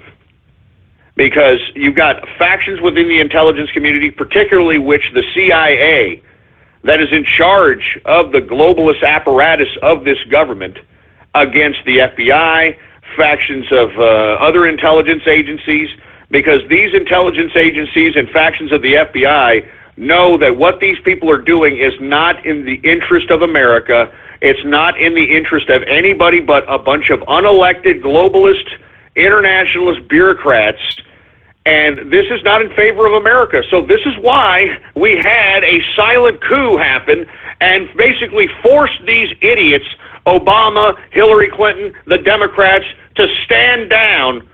And if they didn't stand down, a lot of information about them was going to be released, and it still could be released if you want my opinion, folks. I mean, there's a lot of information that I know that's still out there that is in the hands of the FBI, and that's why the DOJ has been bitching about wanting that information, because it's very damning information for a lot of people, particularly of which Obama, Hillary Clinton, so on and so forth.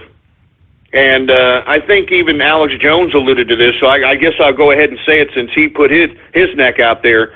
I mean, you want to know the kind of information that the FBI and certain intelligence agencies have on these people. Let's just put it this way. They know what color hot dogs Obama likes to gnaw on and to slurp on and to suck on. And you know what I'm saying? And this is the kind of information that's being withheld from the public. And I know that it exists. I'm very privy to the information. That's why I can't stand any of these people.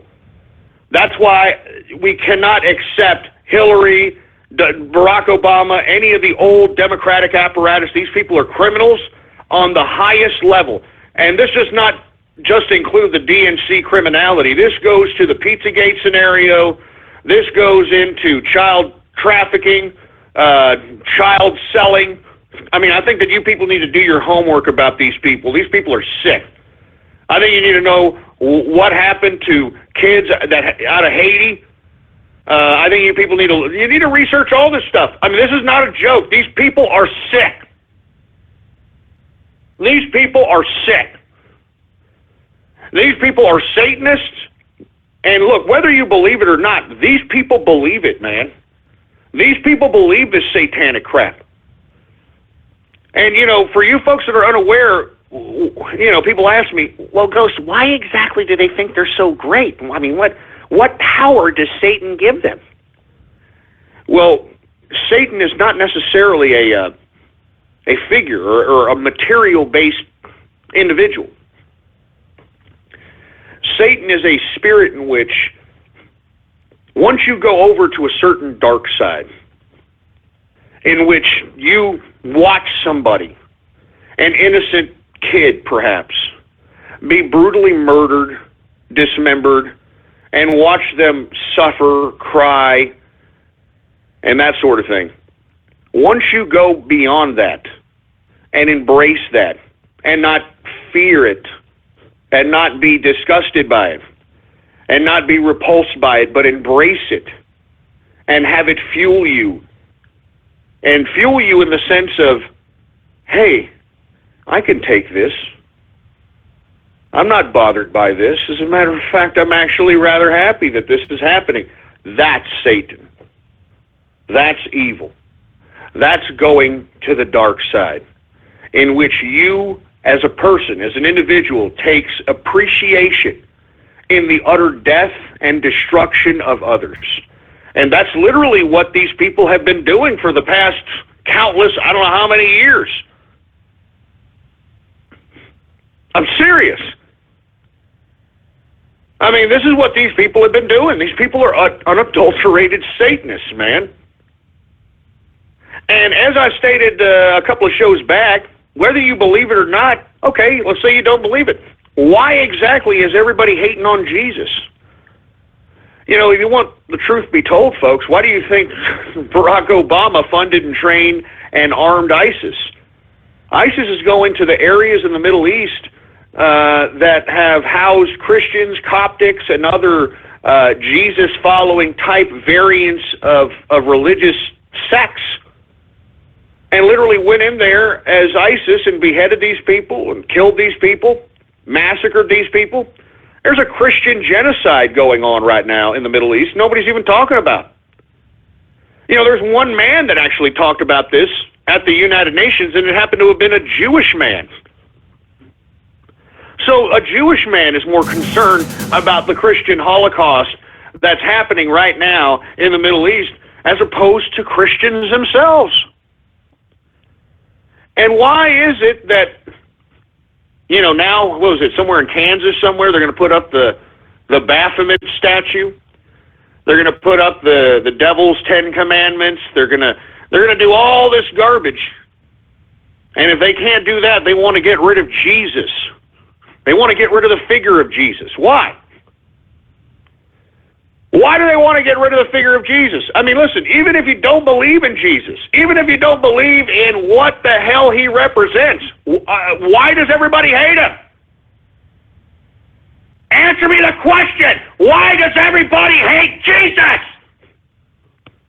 Atheists, Islamists, Jewish peeps, Satanists, atheists. I mean, I can go on and on, man. They hate Jesus. Why? I mean, ask yourself that, man. I'm not trying to, create a Baptist sermon here. But I think that people need to realize that Jesus, however you want to interpret Jesus, whether you want to interpret him as an actual figure, the Son of God, a symbol, whatever. But that figure is feared by these people. That figure is something that these people hate. They want to kill anything that has anything to do with it. Why? That's why I'm telling you, folks, you people need to realize that we aren't living in the Garden of Eden, all right? We are not living in a holy place. We are here for a punishment, and the sooner we understand that, the better off we'll be. I mean, we have to kill and eat another living organism in order to sustain ourselves. I just had a steak and some sausage. 2 different animals had to die so that I could eat, so I can sustain the energy to do this broadcast right now. You know what I'm saying? So, I'm just saying, whatever Jesus is, whether you believe he's the Son of God, whether you believe he died for our sins, whether you believe he, resurrected, whatever, the symbol of Jesus is something that makes these people scared crapless. And it is that symbol that, in my opinion, we need to embrace to some capacity. And I'm not saying that you have to be some religious zealot Jesus freak. But in my opinion, folks, all of a sudden Jesus has become the bad guy in a bad world. So, in my personal opinion, folks, you people need to realize that there's a spiritual element going on right before our very eyes on top of the politics, on top of the intelligentsia, on top of the business, on top of everything that comprises our system of sociality, our system of civilization. There is a spiritual battle going on, and listen, I don't want to get into that. I don't want to get deep into that because then it starts freaking people out. It starts turning people off. But I'm just trying to let you all know, they're allowing everybody to have their religion. They're allowing everybody to be tolerant of every other religion, but you start showing Jesus around, oh, just stop, can't believe, get that Jesus stuff out of here. I mean, you can have everything. You can have a hijab. I mean, you can put a woman in a beekeeper suit. I mean, you can look like you're dressed like an a-la snack bar session. But once you start showing anything Jesus-related, what's happening? Why is everybody hating Jesus? Listen, I'm not trying to convince anybody to find religion. But all I'm saying is there are evil forces that are in control. And to be completely honest with you folks, the only way to oppose evil is to know what evil doesn't like. The only way to fight evil is to know what makes evil weak. The only way to combat evil is to know what is the kryptonite to evil itself. And the only way that you can tell what evil doesn't like, it's what evil's trying to do to eliminate whatever it really is afraid of. Anyway, folks, look, I'm sorry. I don't want to get too religious here. I just want to let everybody know there is a spiritual element. And it's good and evil. That's all it is, light and darkness. And there's something with Jesus, whatever it is. I mean, whether you want to believe he's the Son of God, whether you want to believe he resurrected, whatever it is, they don't like him. And they hate him. And everybody hates him. Why? Just saying, why? I mean, that's up to you to ask. That's up to you to answer.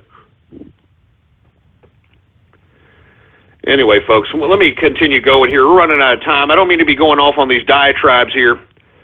Anyway, let's go to the next subject matter. Congress's first objective, their first priority in Congress. Republicans' first priority in Congress, repealing Obamacare. And I think that goes without saying, to be honest with you, because that's why there are very little economic opportunities for people. Because, folks, if somebody pays you a salary, or not a salary, an hourly wage, and they work you more than 40 hours a week, or 40 hours a week, period, you are, by law, a full-time employee, and that employer has to purchase your health insurance if you are a full-time employee. Now, what does that mean? That means that not only does this employer have to pay for your hourly wage for labor, but also has to pay for your health insurance, which is not economically viable. It doesn't compute. It'll put the freaking business owner out of business. So what are business owners doing? They are now looking for part-time workers, looking for workers that work less than 38 hours a week. That's why part-time jobs are plethora out here. Full-time jobs are scarce. And it's because of Obamacare, folks. And Obamacare is nothing more than a federal mandated health insurance monopoly. That's all it is. Now, look, I think that there's room to compromise here, okay? I'm not for a single-payer system. But I do agree with Trump that we can't just let people die on the streets, you know? We can't let, people that are just literally dying on the streets, because what will happen then is that America will be desensitized to death and will become like the Chinese. Y'all remember the Chinese? There was a video that came out where there was a young, I think it was like a 5-year-old or a 4-year-old that got ran over in the middle of the street, and people walked by this poor kid's body, and the kid just kept getting run over, and nobody gave a crap. People just looked at it and was like, oh, well, not my kid. I mean, literally, it was just getting run over. That damn freaking video of that is on YouTube somewhere. You see, that's what we don't need. We don't need to turn into that kind of sick, sadistic, psychopathic society where we could just watch a kid get run over and over again, lying on the street dead or, clinging to life, and just have people walk by like it's no big deal. But at the same time, we don't need no single-payer system here. We need a government to basically get completely out of the goddamn way of the actual health infrastructure itself. Moreover, they need to eliminate the health insurance boundaries and make it not a state-to-state insurance-based system, but a more interstate system. And this is really what's causing a lot of the insurance prices to go up, because people are forced to buy whatever's in their state. Anyway, folks, there was a real liberal, a true liberal that I actually respect and still respect to this day. Because this is a man that actually lives his liberal principles and means what he says what he means, and was never respected by the Democratic Party whatsoever. And I'm talking about a congressman out of Ohio by the name of Dennis Kucinich. Dennis Kucinich, folks, whether you agree or disagree with this man, was not only a rational liberal, but he was actually a liberal that lived and breathed and still does live and breathe his principles, and that's exactly what I respect, even if I don't agree with an individual in question. But one thing that he did propose back in the day, I think he proposed this back in 2001, a healthcare proposition that would emulate what would otherwise be interpreted as a universal healthcare system without actually having a single-payer healthcare system per se. Now, I actually read this bill, and look, I should have looked it up. I didn't know I was going to talk about this today. But the bill is out there in which Kucinich literally wrote himself, and I think it's actually rather brilliant plan. So if the Republicans are listening, because, listen, what the Democrats are doing right now is taunting the Republicans, saying, oh, okay, well, you're going to repeal Obamacare. What are you going to replace it with? What are you going to do? And that's why I'm saying Dennis Kucinich's his bill, when he initiated this, of course it was tabled. Nobody gave a crap about it. You know what I mean? Nobody really took it seriously. I actually read the bill, and I think that it's a suitable alternative to what Obamacare is. Because, listen, unfortunately, because Obamacare utilized billions of dollars to set itself up as an infrastructure in the United States, you have to somehow counteract that while at the same time utilizing certain factions of the infrastructure that were built because there was billions of taxpayer dollars spent on it, but not be a single-payer system. Now, if I recollect correctly, Kucinich's bill was something to this effect, that obviously getting rid of the boundaries in which insurance companies can compete, making it a more interstate type of competition for insurance. Secondly, a lot of the monies that are basically attributed to paying for health care for individuals that can't pay for it, instead of the federal government paying that money out at the end of the year, that the federal government gives a lump sum to each and every state so that they themselves can figure out a mechanism in which to handle their uninsured or impoverished or those that can't afford health care. And the states itself will utilize the physicians and other healthcare professionals to comprise a system in which those that are not insured and those that are impoverished can actually achieve health care through these systems that are funded by the federal government but that are enacted by the state. And I thought that was actually rather brilliant because, I mean, you know, shouldn't it be the state that actually takes care of their impoverished? And once the state realizes that the federal funds that were given aren't sufficient enough to take care of their impoverished, uninsured people, well, then the states have to realize, well, we have a lot more than a health insurance issue. We have an employment issue. We've got an economic issue. And you see, that will force the houses of most states to basically enact laws that make the health system better by getting more people off of actually being dependent on free health care. So it actually gives a proactive situation to the states so that the federal government just doesn't flip the tab on whoever in the hell's going to state-funded, county-funded university hospitals. I mean, this way, the federal government gives a lump sum to the state on an annual basis based upon certain demographic statistics and so on and so forth, and then tell the state, listen, you create the infrastructure in which you disseminate health care. You figure it out.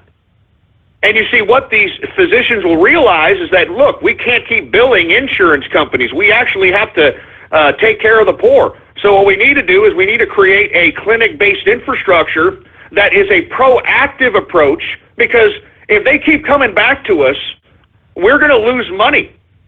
I mean, you know, the goal of the state is not only to utilize the money, but to save some of that federal money.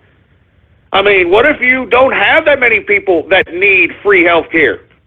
You're going to save that money that the federal government gives you and offset it, or put it in a cash reserve, something to that capacity. And on top of which, taking away the interstate commerce laws as it pertains to health insurance. Because if we do that, folks, I think that the health insurance costs will go down, and as a result, everybody will be able to find a plan that suits them, because not everybody needs the greatest plan. I mean, I don't think that somebody who's a health nut, you know, that eats, you know, great meals every day, works out, so on and so forth, needs like the top of the line coverage as it pertains to their health. I mean, you know what I'm saying? And this way, I mean, it'll give the opportunity for the consumer to pick out insurance, because what is insurance? Insurance is just in case crap happens. And, you know, if you happen to live a little bit of a risky lifestyle, if you happen to be somebody who's into extreme sports, well, then you're going to have to get a plan accordingly. You know what I'm saying? And this way, nobody's left out in the cold, and the states have a proactive approach on dealing with their uninsured, impoverished populace. Because you see, right now, as we see it under Obamacare, they can unlimitedly bill these Obamacare insurance companies for everything. That's why these impoverished folks, not even impoverished folks, I mean, folks that are even in supposed middle-class-based insurance policies, they're being milked. They're being used as guinea pigs. I mean, this insurance system that we have right now is not one that takes care of people. It's one that creates a perpetual realm of sickness so that they can come back and they can bill insurance companies more and more and more. The incentive right now, as the health insurance system is constructed, it is basically built to keep you sick.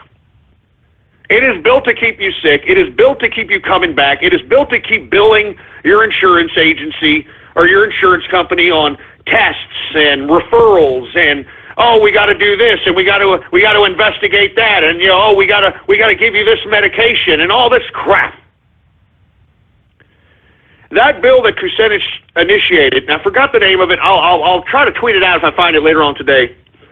It basically suggests that, look, the state should be dealing with this crap. Federal government shouldn't be dealing with this crap. The state should. And then when the states can't handle it, well, then that's when you can go in and do a proactive situation in which the federal government comes in and, does the whole advisor situation and tries to aid the state in developing a health infrastructure to properly facilitate health care to their uninsured and impoverished. But as I stated, folks, many of these states aren't going to do that. Many of these states are going to try to do a budget-based healthcare system in which not only do they help the impoverished and the uninsured by healing their ailments, but they'll act proactively and say, hey, look, maybe you need to stop eating so much of this. Maybe you need to stop smoking. Maybe you need to do this and that, and have a proactive approach to the consumer. And the consumer is people that are uninsured, people that are impoverished, and actually help their health, actually gear them towards a healthier lifestyle so that these insurance costs, these uninsured and impoverished health costs, are pretty much nil. But of course, I'm talking rational thinking. Nobody thinks rational anymore, and that's why, folks, the left right now, as we see it, it left true liberals a long time ago. I mean, this left that's around today in America, it's communist. It's pure lunacy. And that's why I brought up Dennis Kucinich, because he's no longer, unfortunately, in Congress because he wasn't left enough. He wasn't leftist lunatic enough, for Christ's sake. Anyway, let me continue going on, folks, all right? I hope they do repeal Obamacare, and that should be the first priority. And let me tell you, I think they need to go back to Dennis Kucinich's bill and take a look at it and take variants of elements of that bill and comprise a new bill to repeal Obamacare, because I think that the infrastructure Obamacare has, you could put what Kucinich wrote, possibly add a couple of things that maybe Ben Carson or other physicians, actual players in the game, could actually advise, and create an infrastructure that actually facilitates good health care while not charging a single payer, while not increasing our taxes. I mean, this stuff is very basic. This stuff is very easy. It's just we've had nothing but nimrotic, moronic buffooneries, bureaucrats leading our country, and that's why we're in the position we're in. Anyway, folks, we're running out of time here. My apologies on going off keister. I'm talking about all kinds of stuff today. It's the first show of the new year, man. Anyway, let me get to some more news here. I'm just going to run through this before we run out of time here. Treasonous war hawk John McCain insists on investigation and a response to Russian hacking. Now, what I don't understand, folks, is I've been hollering for the past month, actually 2 months, that this idiot John McCain is a traitor. He's an unadulterated traitor, and why this man is still in office, why this man hasn't been arrested yet for basically being an unadulterated traitor to his country is beyond me. Folks, it came out in September through an investigation in a non-related issue, as a matter of fact. Investigators were just checking into the National Archives, into old CIA audio files, microfiches, so on and so forth, and they actually found a recording that was mislabeled and happened to be put in the wrong file. That was actually John McCain broadcasting over the air for a pro-Viet Cong broadcast, basically recording propaganda for the Viet Cong, talking about how the Viet Cong were so great, they were gracious, they helped them. The United States had no business in Vietnam, and I mean, just pure Tokyo Rose traitorous nonsense. And yet this chicken hawk asshole, anytime there's an opportunity to go to war, this scumbag John McCain wants to do it.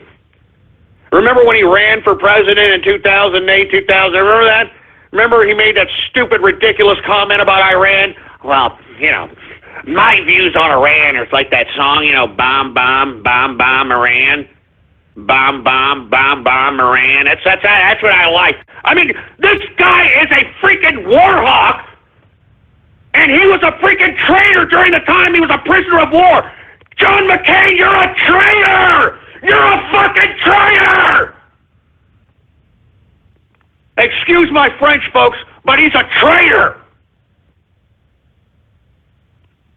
You're only supposed to give 3 responses when you're a prisoner of war, no matter what they do to you. Name, rank, and social security number are the only goddamn things that you're supposed to give to the damn enemy. You're not supposed to give them propaganda so that they can air over their goddamn radio wave, for Christ's sake. I'm telling you this right now, man. You are a traitor, John McCain. You're an effing traitor. I don't know how you sleep at night. I don't know how you sleep at night, but you're a soulless piece of trash, and I don't care what people say. He is a traitor. And if you don't believe me, why don't you take a look? YouTube right now, Tokyo Rose, John McCain. And for you folks that don't know what Tokyo Rose is, it was a broadcast that happened during World War II in Japan. I don't want to get into it. Just look that up. Look up Tokyo Rose, John McCain. This guy's a traitor! And this guy's still sitting here trying to, well, we have to do some investigations into the Russian hacking, and we have to do a response. I mean, remember when Russia went into Syria? This was the idiot that was saying that American soldiers should be shooting down Russian planes. I mean, this is a war hawk asshole.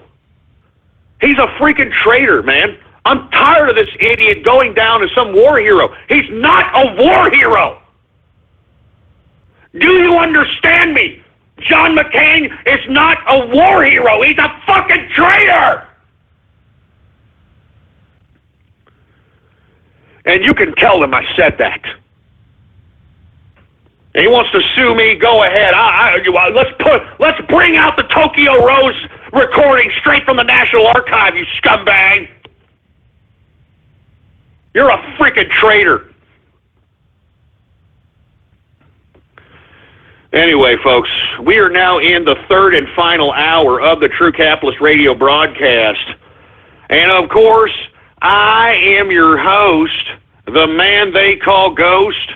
And once again, folks, I want to thank everybody for tuning in with me. Before we get started, I'd like for everybody to please spread around like wildfire that True Capitalist Radio is in effect and in the house. And we are live every Monday through Friday, 4 p.m. Central Standard Time, right here on the official website of the True Capitalist Radio broadcast. And it is blogtalkradio.com/ghost. That's blogtalkradio.com/ghost. If you have not done so, please follow me on Twitter. All right? The Twitter name to follow is Politics Ghost. All one word, no underscores. Politics Ghost is the name to follow, all right? Now that we are in the third and final hour, folks, I want to say thank you very much for tuning in with me. Once again, this is the first episode of 2017. I had a great New Year's Eve with everybody listening to me in the New Year's Eve broadcast. If you didn't listen to that broadcast, I hope that you got yourself some or got lucky or got a bunch of drink or something. I hope you had a good New Year, because we sure as hell did, baby. All right. Anyway, let me get to these last subject matters, and we're going to go ahead and move on, all right? Now, of course, for all you folks that were listening to the Twitter shout-outs, you probably already got an idea that these idiots were talking about the nightclub that was shot in Turkey, or it was a massive shooting in this Turkish nightclub, I should say. It was a terrorist act during New Year's Eve, killing 39, wounding 69, and yet the killer is still at large. When it first happened, folks, I speculated that it was the Peshmerga, and it was the Peshmerga's response to Turkey's incursion into northern Syria and northern Iraq. Now, supposedly, ISIS is taking credit for this particular attack, which doesn't really make too much sense, because in my personal opinion, it was Turkey that was gun-running a lot of the artillery to ISIS via the CIA. I mean, that's what that whole Benghazi situation was about. The Benghazi situation was an outpost for gun running to basically give to the freaking fighters and that are conducting themselves in these ISIS operations. That's why, folks, that supposed consulate, which wasn't a consulate, that was overran by Yehudis in Benghazi that killed Ambassador Stevens. Ambassador Stevens was not being protected by U.S. military because it wasn't a goddamn consulate. He was being protected by CIA operatives. Now, why exactly would Ambassador Stevens be protected by CIA operatives if there wasn't an operation going on. And what operation would they be having in Benghazi in that particular outpost? Gun running. And if you want the truth to be told, that's why they got overrun. They got overrun because they wanted all the guns. You know what I'm saying? I mean, these CIA people, they think that they can control these Yehudis, for Christ's sake. I mean, give me a break. Anyway, regardless of who did it, it's been done. And who does this favor? Obviously, this favors Erdogan, the leader who basically wants to unify the Ottoman Empire once again. I honestly believe that is his goal. That is his goal. And it's just going to basically put more and more power in his hands. He's going to justify why he needs more power based upon this mass shooting. And it plays right into his hand, folks. I mean, so if ISIS thinks that they were doing something, or the Peshmerga, whoever is truly the culprits behind this, if they think that they were doing something, they're just emboldening the power of Erdogan. So once again, folks, nightclub in Turkey suffers a terrorist act during New Year's Eve. 39 people dead, all right, and 69 people wounded. I mean, massive terrorist act shooting.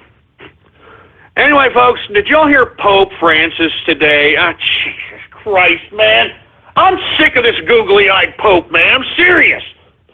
How come not more Catholics aren't pissed at this guy? This guy is literally fruiting up the Catholic Church more than it already has, with all due respect. I mean, he's literally crapping on thousands of years of tradition because, hey, I'm Pope Francis. I'm the Pope now. I can do anything I want now. Yeah, now.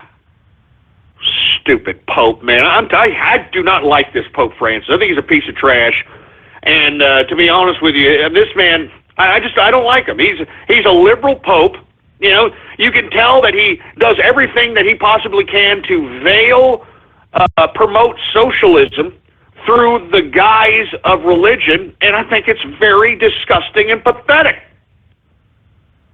And I don't like Pope Francis. I think he's a piece of trash. I spit on Pope Francis. You suck, Pope Francis. How you like that? How you like that, Pope Francis, you sick, twisted prick? Anyway, Pope Francis had the gall today to come out and to say to their bishop, to say to his bishops in the Catholic Church, maintain zero tolerance on child abuse. Oh, are you kidding me? You sick Pope! Son of a bitch!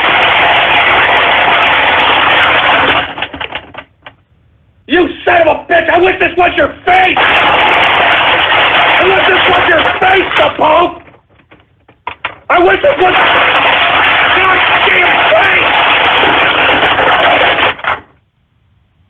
This son of a bitch over here trying to, no, zero tolerance on child abuse. It's a little late, Popey!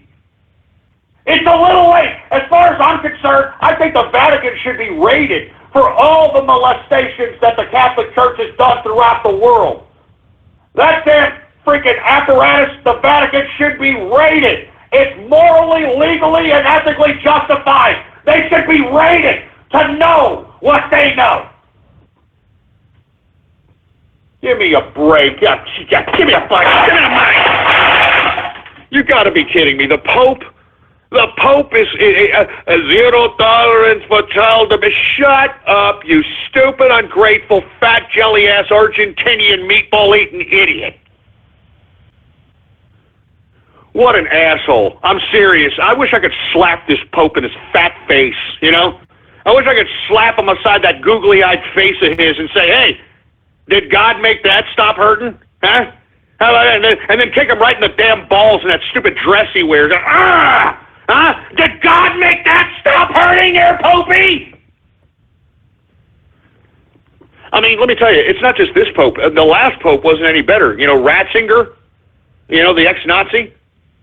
This guy, he actually had the audacity to take a call-in question, and when he was on Vatican TV or some crap from some poor little girl in Japan right after the Japanese tsunamis, and was asking Pope Ratzinger over there, what the hell is this freaking, who the hell knows what his freaking Pope name was, But whatever his Pope name is, was asking him, Pope, why do I have to suffer? Why do young kids like me in Japan have to look at death and we have to suffer? Why?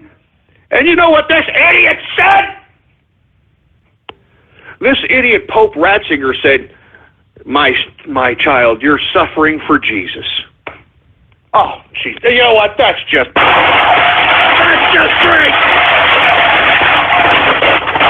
Telling some poor Japanese little girl who had just been through a goddamn freaking tsunami, seen all kinds of death and destruction, calls up the Pope, some supposed figure, some supposed man of God, supposedly, and asks him, why? Why are we suffering? You're suffering for Jesus. What a disgusting response, man. I mean, heartless, disgusting pieces of trash. Give me the mic. Give me the mic. You're suffering for Jesus? That's all you got? That's all you got? I mean, this poor little girl, she just saw death and destruction and all kinds of unbelievable mayhem. And you just tell her, Popey, that you're suffering for Jesus. I mean, just lie. Lie to this little girl, Popey. Do something, say something, concoct something spiritual out of your old ass head. No, we're suffering for Jesus. What an asshole. You know, F you, Pope, all right? And both you, F you. And F the Vatican as well.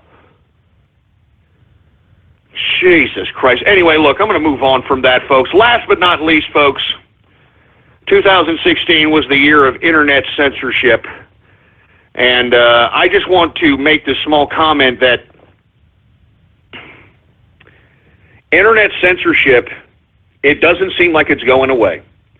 And the only way that we are going to combat this is if we start figuring out contingency plans in which we can continue to communicate with one another outside of the internet. Because it may come to a point in which where we may have to communicate with each other through old-fashioned means, meaning we may have to utilize media and distribute media amongst each other so that we can continue the information flow. And that means basically copying media to a DVD, copying media to a jump drive. I'm even considering going back to the old BBS system, you know, with like 25 nodes on there and that sort of thing. I mean, I'm serious. I mean, they're going to regulate this internet and they're going to try to eliminate our speech. And I think that we, as the internet community, need to figure out different strategies in which we can bypass any potential censorship, any potential curbing of our communication. And this is very important. And I hope that, if anything, you take this very serious. Because at some point in time, folks, the internet is not going to be the internet as you know it. What they're trying to do is consolidate the internet to nothing more than a few companies. They want the internet to be Facebook. For instance, if you're a Facebook idiot and you utilize Facebook for your social media, your news gathering, and all this other nonsense, that's how you're going to surf the net. Surfing the net to you is going to be surfing through Facebook. Facebook is going to be the internet, not the World Wide Web, not the, hey, I can just push in www.whatever and go to a website. No. They want to consolidate it to where Facebook, Twitter, and, social media sites, Google, Bing, these types of things end up becoming the internet. So you're not necessarily searching on the internet. You're searching on Facebook's network. You know what I'm saying? I'm not joking around, folks. I mean, we're going to have to think about this. This is coming around the pike faster than you can think, especially after this NDAA signing by Obama. We have to consider how to continue the information to flow through to people. And as I've stated, folks, it may not be through the internet. I mean, we may have to actually take media and distribute that media independently, whether it's through jump drives, whether it's through DVDs, whatever. because we cannot be stopped, folks. We cannot allow the information to stop because that's exactly what they're trying to do. That's why they're trying to consolidate the internet into these small conglomerate companies so that the perception of the internet is that of whatever application you're using. A lot of people at some point in time are going to think that the Facebook is the internet. A lot of people are going to think that, hey, I use Bing and this is the internet. No, it's not. The internet is an unlimited network in which you can connect to whatever network is on this backbone through this IP system, Internet Protocol Address System. But once they start taking internet kill switches and massive DDoSes or whatever to try to stop us from communicating, we got to continue the information. And the way to do so, folks, is copying the information to other media, becoming creative. And like I said, I'm even considering a BBS.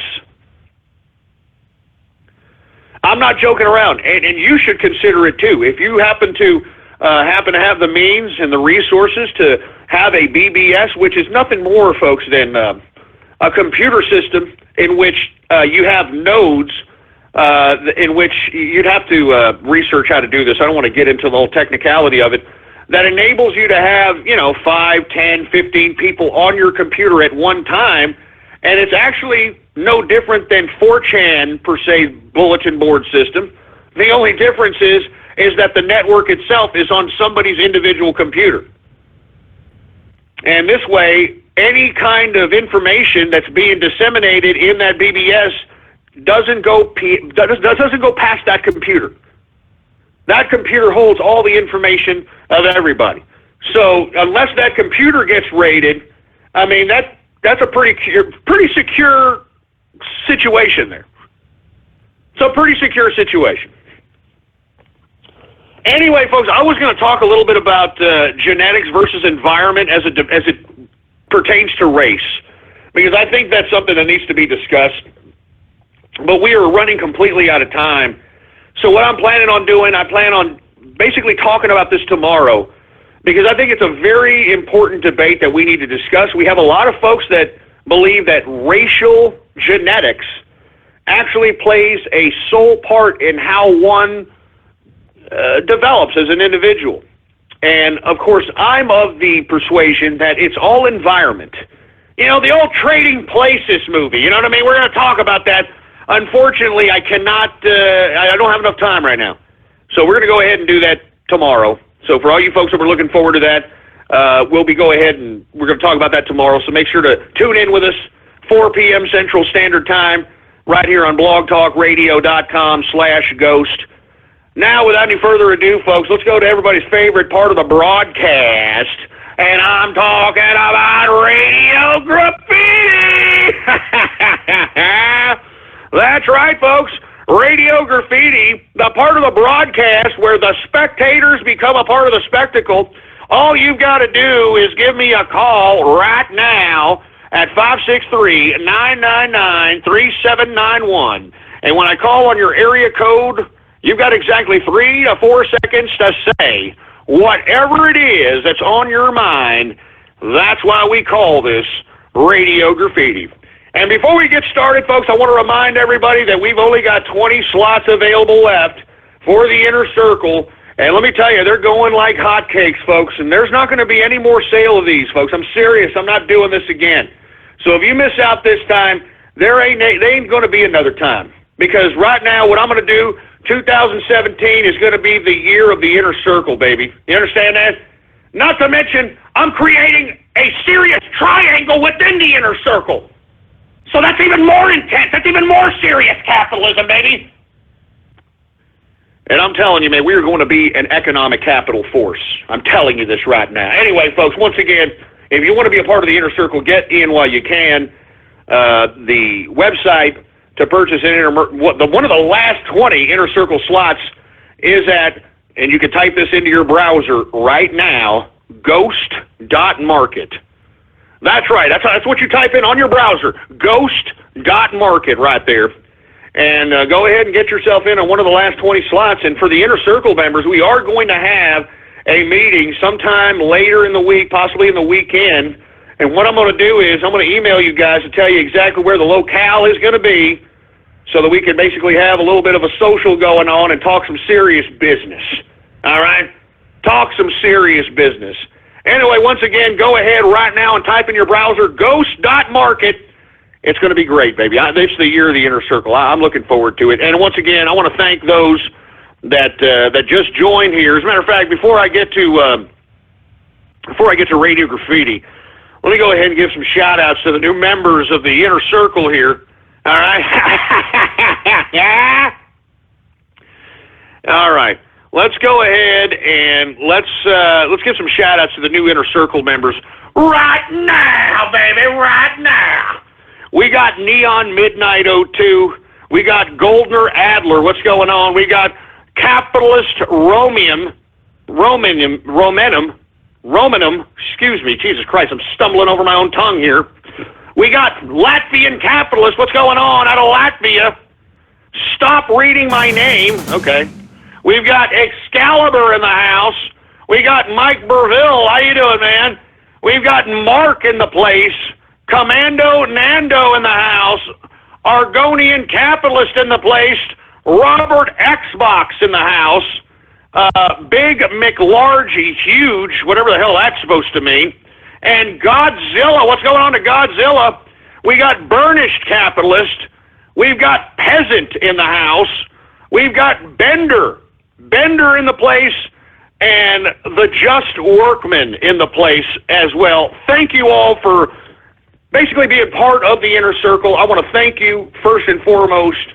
Thank you very much. And for folks that somebody just said, hey, I just got my new license key, where do I send it? You send your license key to the email address that's in your digital receipt, that's in your email. You might want to check, a variety of different folders. It's there. And once you email that license key, you want to email that license key and what your Twitter address is, baby. I want to follow you. You can DM me anytime you want. That's the beautiful part about being in the Inner Circle, baby. You got close access to yours truly.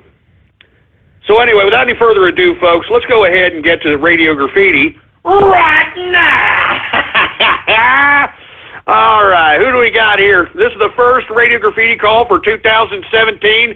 Hopefully it's a decent one. How about Anonymous Radio Graffiti?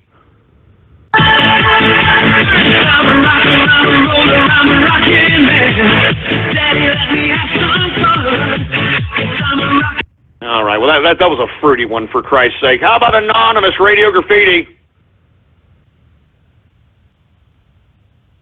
Oh, Jesus Christ, Helen Keller deaf mutes left and right, for Christ's sake, man. How about 805 Radio Graffiti? Can I get a number 6 value meal, please? Jeez, look, enough of that stupid troll already, all right? Let's not start that for 2017. Jesus. Anonymous Radio Graffiti. A number 9 large. A number 6 with extra. Jesus Christ, what the hell did I just say? What the hell did I just say? What the hell did I just say? Let's not start that stupid troll for 2017, all right, dude? Let's not start that. Let's not start that crap. Give me the mic. I already told you, let's not start that garbage, all right? Jesus Christ. Anonymous Radio Graffiti. Hello there, Ghost. It is I, the Great Skeletor. I found your dead corpse of your granny, and now I am going to fuck it with my bone in her skeleton head. Ah, Jesus. Just shut up, you stupid moron. Freaking Skeletor. What kind of crap is that? 443 Radio Graffiti. Super Smash Radio Graffiti. This is True Templeton Radio. True Templeton Radio. The badass of fighting ghost hand. give him treats, or give him death. What do you want? You want a treat or something? Life from his PCR doghouse in Ghost's office. Hey, wait a minute. You can't crap there. Stop, Templeton, no. Jesus, you can't crap there. And now he'll take it from here. The dog that crapped on Ghost's carpet. Templeton. Hey, listen, I don't understand why you keep reminding me of that. It's not funny, all right? That's not funny, and it costs me money. Shut up. Jesus Christ. Anonymous Radio Graffiti. Anonymous Radio Graffiti.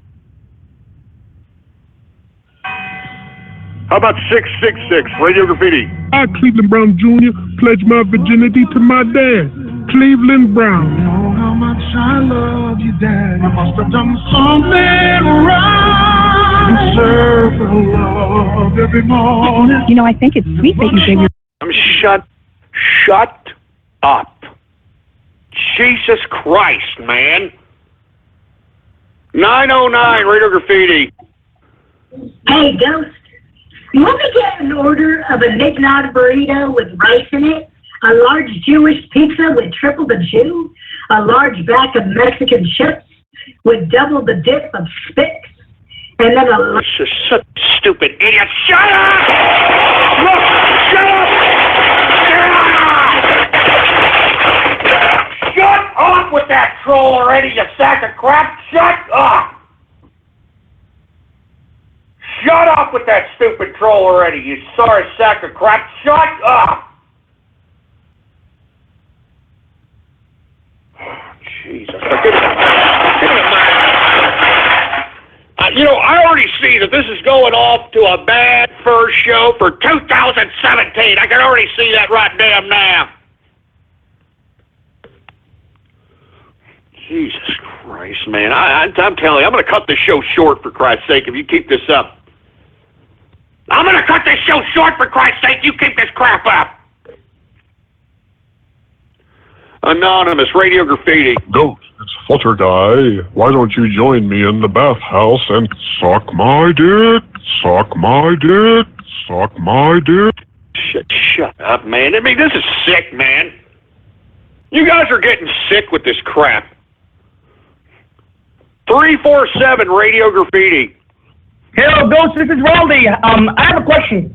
Exactly how do I pick up my 2011 and 2016 Ghosties? Well, it's very easy, Raldy. Why don't you tweet at me here in about an hour or an hour and a half? Once I get off the broadcast, I'll DM you. As a matter of fact, I think that you've ordered something prior. So you have ordered something prior. Am I correct? I think I recollect you being one of these people that ordered something. You did order something, correct? Well, I ended up buying I bought Mrs. Ghost's autograph. I bought the engineer autograph. I bought the Christmas card. So yeah. Okay, no problem. Listen, you don't even need to do it. We'll just mail it to you, since we already know that we already know that you bought from us. So you don't necessarily need to. I mean, it's the same address, correct? Yeah, and also friendly reminder. It's going to have to be 2 of those awards, remember, because of the 2011 shit that it wasn't able to get. Yeah, I know, the 2011. I got it. All right, no problem, man. Thank you very much for participating in the show, and thank you very much for winning, man. Oh, thanks, man, and thanks for having me on, every other time. Thanks, man. No problem. Hey, we'll go ahead. We'll get you the one for 2016, and for you folks that are unaware, Raldy won Best Mexican 2016 and won Best Remix in 2011 for Money, Success, Fame, Bronies. And that one's on YouTube if you all want to look at that and circle jerk yourself with that one. But we'll get it to you, Raldy. No problem, man. I got you. All right, thanks for reminding me. And as a matter of fact, anybody who won a Ghosty or got an honorable mention, you want to get sent something, let me know. We'll go ahead and send you an actual award, an actual physical, tangible award, signifying that you won whatever given category or an honorable mention in whatever given category for the Ghosties 2016. Thanks, Raldy. I appreciate it. How about 352 Radio Graffiti? Scarlet Moon Radio Graffiti. George Soros, George Soros, George Soros, George Soros, George Soros, George Soros, George Soros, George Soros, George Soros, George Soros, George Soros. Hey, look, that's not even funny. Why are you trolls even doing that? That asshole doesn't even care. He's the prince of freaking darkness, man. He wants you dead, you morons.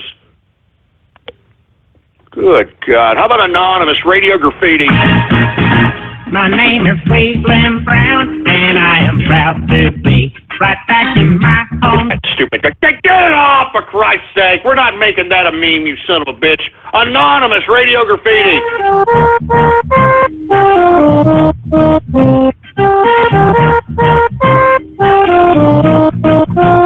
No, shut that crap. Why? Why are y'all trying to make that stupid, dumbass 2-bit cartoon a meme? It sucks. It sucks. I mean, a homosexual black guy? Come on, man. Hi, I'm Cleveland. I'm a black guy that sounds like I'm taking it up to pooper. Jesus Christ. Anonymous radio graffiti. This is True Rigged Radio. True Rigged Radio. I am your host, the man they call Ghost. The badass of friggin' ghosties. Give him nominees that were never part of the show, or give him dead. TCR Chatroom of the Year is the TCR Steve Chat. Malik Obama Back Black Eye 2016. Broadcasting from a basement in San Hambonia, pretended to have an employee, a wife, and a dog. It's freaking rigged. I mean, this is scientific data here, you migrant mouth-hugging pieces of crap. And now, he'll take it from here, your host, the liar of liars, the man they call Ghost. Yeah, liar of liars. All right, well, you shut your mouth, you stupid immigrant, and learn how to spoken before you make a splice, first and foremost. And secondly, let me tell you something. Yeah, I got a dog, I got a wife, I got it all, baby. You understand what I'm saying? I got everything that you don't have, and that's why you're sitting there fanning your balls, wishing you had something, you stupid, dumb, broken English-sounding, freaking immigrant piece of unappreciative crap. How about anonymous radio graffiti? A number 9 large, a number 6 with extra dip, a number 7 to number 45s, one with cheese and a large. Is that the African booty scratcher placing an order for Christ's sake? Damn it! Enough of that shitty troll! Enough of that crappy troll already! Enough of that goddamn crappy troll! I've had enough of it already! I've had enough of that goddamn stupid crappy troll already! Look, I don't want to hear anybody else calling up Radio Graffiti ordering anything like I'm a goddamn drive-through. It's starting to seriously piss me off. It's starting to seriously piss me off. So stop it. Stop it now. Jesus Christ, man. Give me the mic. I'm not even joking. Stop it now. Stop it, man. Good God. Anonymous radio graffiti. A number 9 large. A number 6 with extra dip. What did I just say, you pricks? Enough!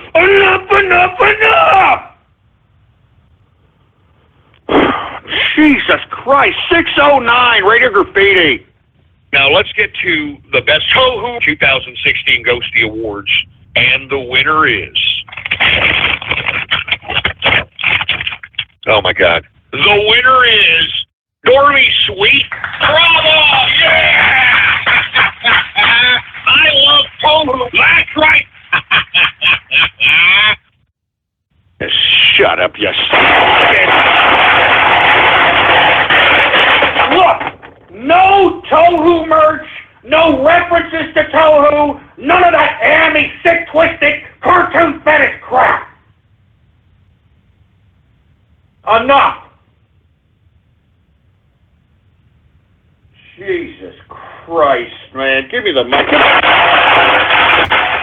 Man, let me tell you something. You cheese-hole chomping pieces of fart-fragrant, expert-having pieces of trash are making me goddamn sick. You're making me sick. You're making me sick. Jesus Christ, man. I don't even know what to say. I don't know. What the hell am I supposed to say? 713 Radio Graffiti. I'll take a number 9 large, an extra cheese pizza with extra sauce, and don't forget the sausage. Shut up! Shut up! Shut up! Shut up!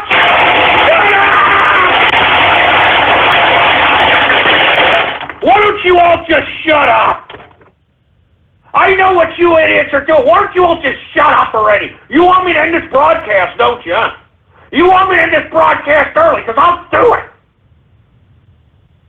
I'll end this broadcast early and not show up tomorrow. How do you like that? I'll end this broadcast early and not show up tomorrow for you ungrateful pricks. Listen, give me the mic. Give me the freaking mic. Listen, I'm not going to tell you stupid troll terrorist cyber vermin jerk dicks again, all right? If you migrant mouth-hugging pieces of trash continue with this nonsense, I am ending the show. I am ending the show, you Lena Dunham licking pieces of crap. I am ending the show if you continue this garbage. I'm not joking, you son of a bitch. I'm not joking.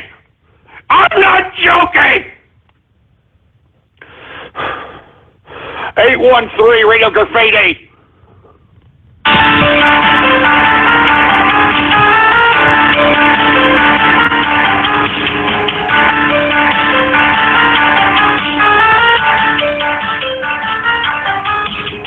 All right, I don't know what the hell that's supposed to be. I'm very proud of you, by the way, for Christ's sake. Who else do we have here, for Christ's sake? 862 Radio Graffiti. I must acquire 2 number 9s, a number 9 large, a number 6 with extra dip, and an order of number 7. Listen, just shut up, shut up, shut up. Listen, man, I'm not joking around. I'm going to end this freaking broadcast if I hear another one of those stupid dumb trolls again. I'm not joking around. I don't need to put up with this crap. I mean, seriously, man, 3 hours a day, 5 days a week of my life, man. First goddamn broadcast of the year 2017, and this is how you repay me?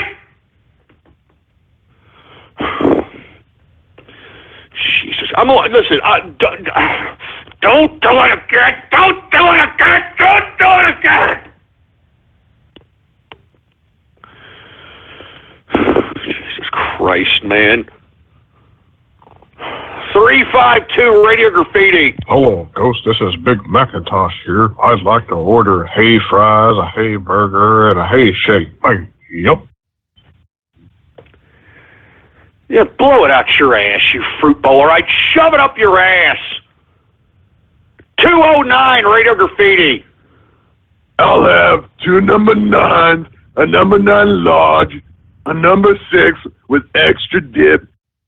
God damn it! Shut up! Shut up! Shut up! Shut up! Why don't you all just shut up?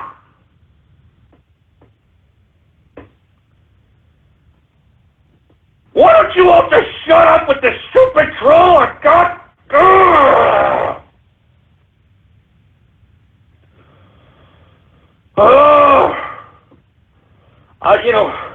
I don't know how much more I could take of this today. I'm not joking around. I don't know how much more I could take of this crap today. I mean,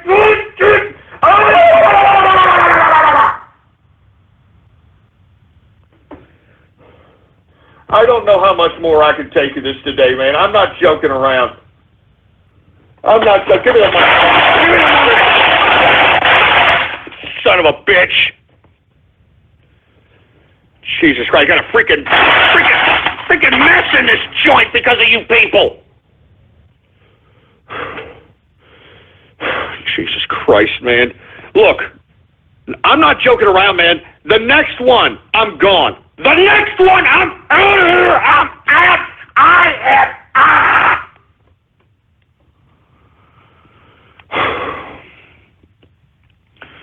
Jesus Christ, I can't take any more of this crap. I'm serious, man. I just can't take any more of this crap. 435 Radio Graffiti. Hey, Ghost, can I get a large meat lovers, an 8-piece atomic hot wings, stuffed cheese sticks, a chicken bacon ranch melt, and a Dr. Shut up, you stupid fruitful! What did I say? What did I just say? What did I... Shut up, man! Just shut up! I mean, you're pissing me off! You're pissing me off! You're pissing me off! You're pissing me off!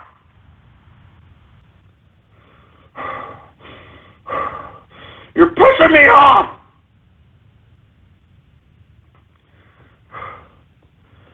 Jesus, God, get in the damn mind!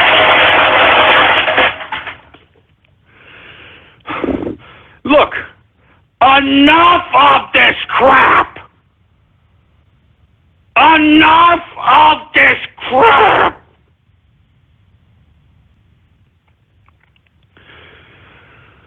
Jesus Christ.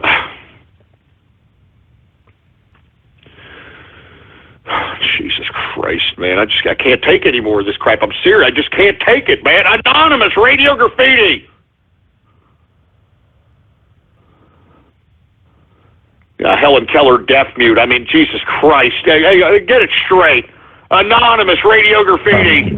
His train of thought was interrupted when Dmitry Medvedev came into the room and asked, "Can I join too?" Putin responded, "Нет, know your place." And Medvedev shrunk back into the designated cuckold corner, where comrade Bernie Sanders was chipping his apple for the last 15 minutes. Putin punished the capitalist hard rock-loving Medvedev by squeezing deep purple-colored breast milk from Ghost's disgusting man-boob into his eyes. Oh, my God. Get this sick, twisted, fanfic crap out of here. Get it out of here! Man, y'all are pushing my buttons. I'm telling you this right now, man. 239 Radio Graffiti. Yeah, okay. 1 second, Minnie. Hey, hey, Ghost, let me get a number 3. Want to get a number 4 with some extra cheese. And I want to get an order of curly fries from Pluto here. Shut up, you stupid. Shut up! Shut up, you stupid dumb mouse! Shut up! I mean, what the hell is this crap? I got freaking Mickey Mouse calling me up, taking orders, for Christ's sake! Hey, assholes, all right, listen to me. I am not a fast food joint, all right? Stop it. Just stop. Just stop. Give me the mic.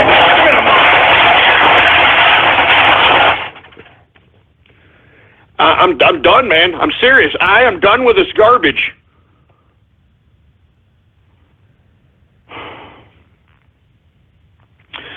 .541 Radio Graffiti.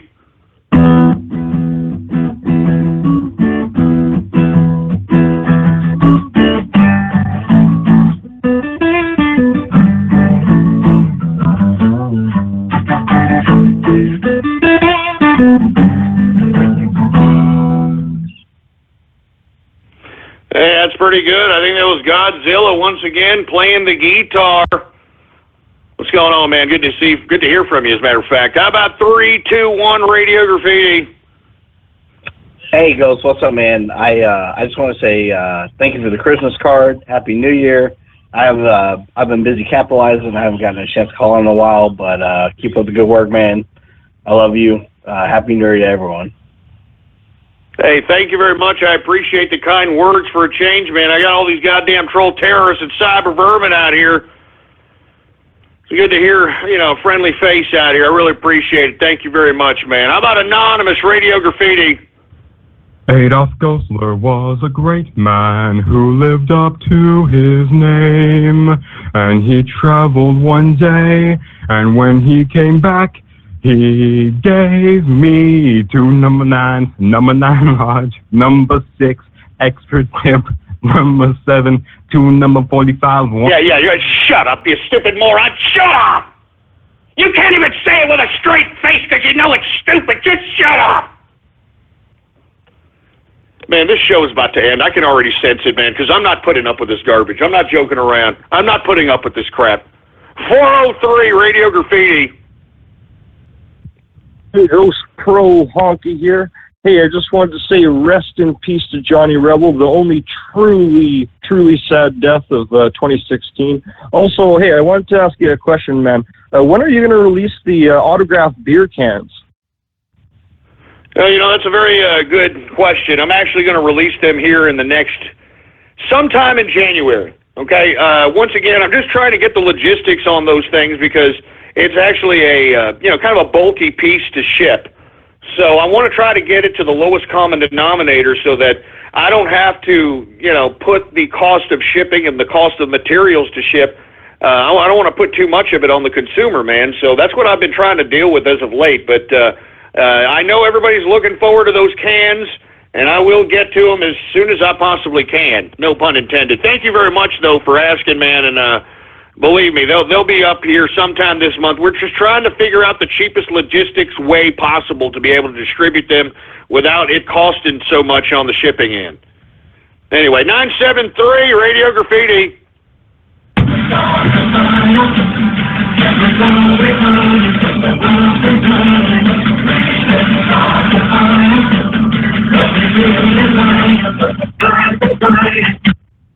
Yeah, I mean, that's when Billy Joel started sucking the chrome off of a 57 Chevy bumper. You know what I'm saying? That's when he realized, all the chicks that he wrote all those songs for, they didn't really like him. So he had to write other crap and, we didn't start the fire. Shut up, Billy. All right? Just shut up and get on the piano and dance, all right? Stupid idiot. Anyway, who else do we have here? How about Anonymous Radio Graffiti? Vote! That's right, vote! You stupid dumb mouse! Stupid dumb mouse! Stupid dumb mouse! Stupid dumb mouse! Twitch widget, fanfic it! Twitch widget, fanfic it! Twitch widget, fanfic! You stupid dumb mouse! Stupid dumb mouse! Stupid dumb mouse! Stupid dumb mouse! Twitch widget, fanfic it! You know what? I just freaking said that, and I really don't appreciate it, all right? Well, I mean, you're making me sound stupid, but you know what? I hate to say it. That's a hell of a lot better to hear right now than the stupid, dumb, fast food drive-thru order. Anonymous Radio Graffiti. My name is Cleveland Brown. Yeah, I did. You know what? I just shut up. I didn't need to hear that either. Shut up. Anonymous Radio Graffiti. Well, as a very young kid, I sold certain things. I've always been a capitalist. It's the one and only Eagle Double G. Snoop Dogg. You know what happened with the D.R.E. Yeah. You know the West Coast is back for all you suckers. Yeah, you goddamn right, man. Thug life. You're damn right, man. Thug life. How about Anonymous Radio Graffiti? Large. A number 6 with extra dip. A number. Oh, Jesus, just shut up. Just shut up. Just shut up.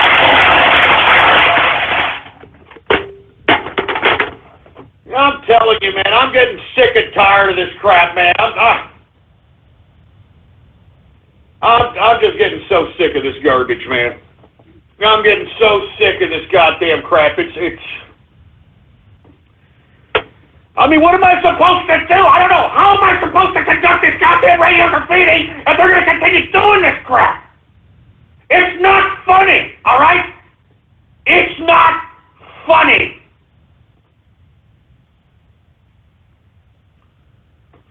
Jesus Christ. Give me the mic. Give me the mic.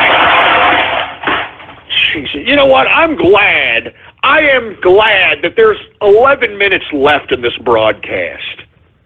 I mean, I thought we were going to kick the new year off with a decent broadcast and you people were just going to kind of take it easy or something. No, look at what you idiots are doing, for Christ's sake. It's like the ghosties invigorated your asses. Jesus Christ. Give me my drink. Give me my drink.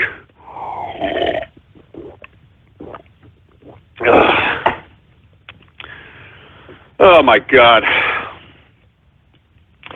I'm glad we have 11 minutes left, man. I'm telling you this right now. You know, and this is why, you know, I'm so glad for the inner circle. You know that?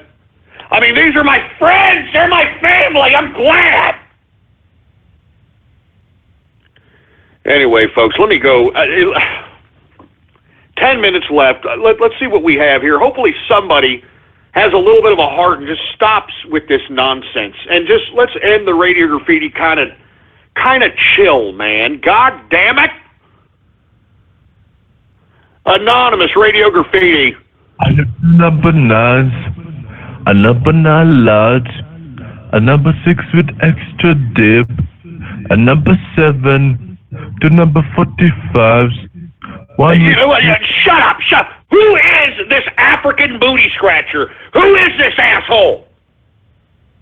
Who is this asshole? Seriously, I'm saying this guy's starting to piss me off. Who the hell is this African booty scratcher, man? Jesus Christ. I think we got the Brony Network on the horn. The Brony Network, Radio Graffiti. Hey, Ghost. How you doing, mate? How's it going, man? Oh, pretty good. I'm actually here packing because tomorrow I'm going off to New Orleans for a cruise down at the Caribbean seas, down in Mexico, of course. So I'm actually going to be like not going to be hearing you for like 5 days. So hopefully you can actually, wish me luck for the trip here, and hopefully I can actually, make it home safe and all. Well, man, are you excited? Doesn't sound like you're very excited about it, man. You're going on a cruise. Yeah, I'm actually excited. It's just that the problem is that I'm actually a little bit sick. I actually had a throat infection, and of course I'm starting to actually, take medications to actually, try to take it off. It's just in my throat. But overall, I'm actually pretty excited. It will be my first time going on a cruise, so I'm really excited for this. So I can't wait. I just hope I actually can actually make it through and actually pull it off. But I'll be able to, and hopefully I'll be able to hear you in the broadcast if they have any signal there. So hopefully I can actually hear you throughout these days. But if not, well, at least I hope you enjoy the rest of the 5 days for yourselves. So I do wish everyone. Hey, man, I appreciate it. And hey, it's a shame that you're sick. You got a throat situation right before you're about to go on a cruise. That sucks. But hey, the beautiful part about a cruise, you can stay in the cabin, you can flip the boob tube, you can go out and get some fresh air going on out of your little cabin, little deck area there. You know what I mean? It may be a blessing in disguise. Maybe you get yourself some rest, relaxation. Maybe get yourself a pina colada. Maybe get some, hot tamale broad out there to deliver it to you. You know what I'm saying? Like, I need another pina colada, Juanita. You know what I'm saying? So good for you, man. Good for you. And good luck to you on your trip, by the way, man. Anonymous Radio Graffiti. My name is Cleveland Brown, and I am proud to be right. Listen, shut up with that stupid song.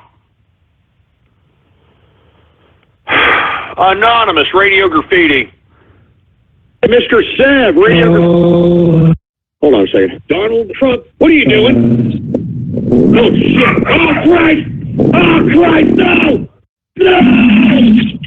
Trump, you can't crap there. Jesus Christ, you can't crap there. That's why I don't own that. I don't own that. Why did you take a crap there? I don't own that crap, Trump. Oh, Jesus Christ, man. Oh, Jesus Christ. I don't know what the hell to do here.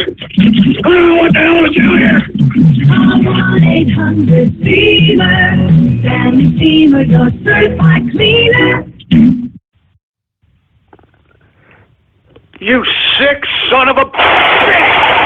God damn it!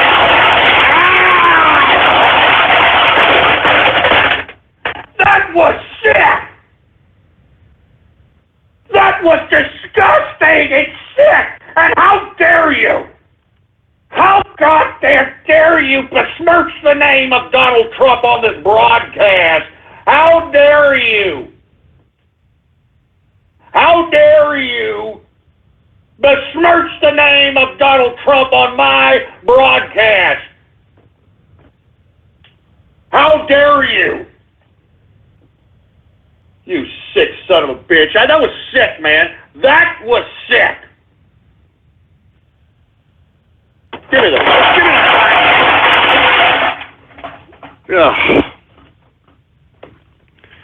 Oh my God! You know, I've had just about enough of this crap. I'm serious.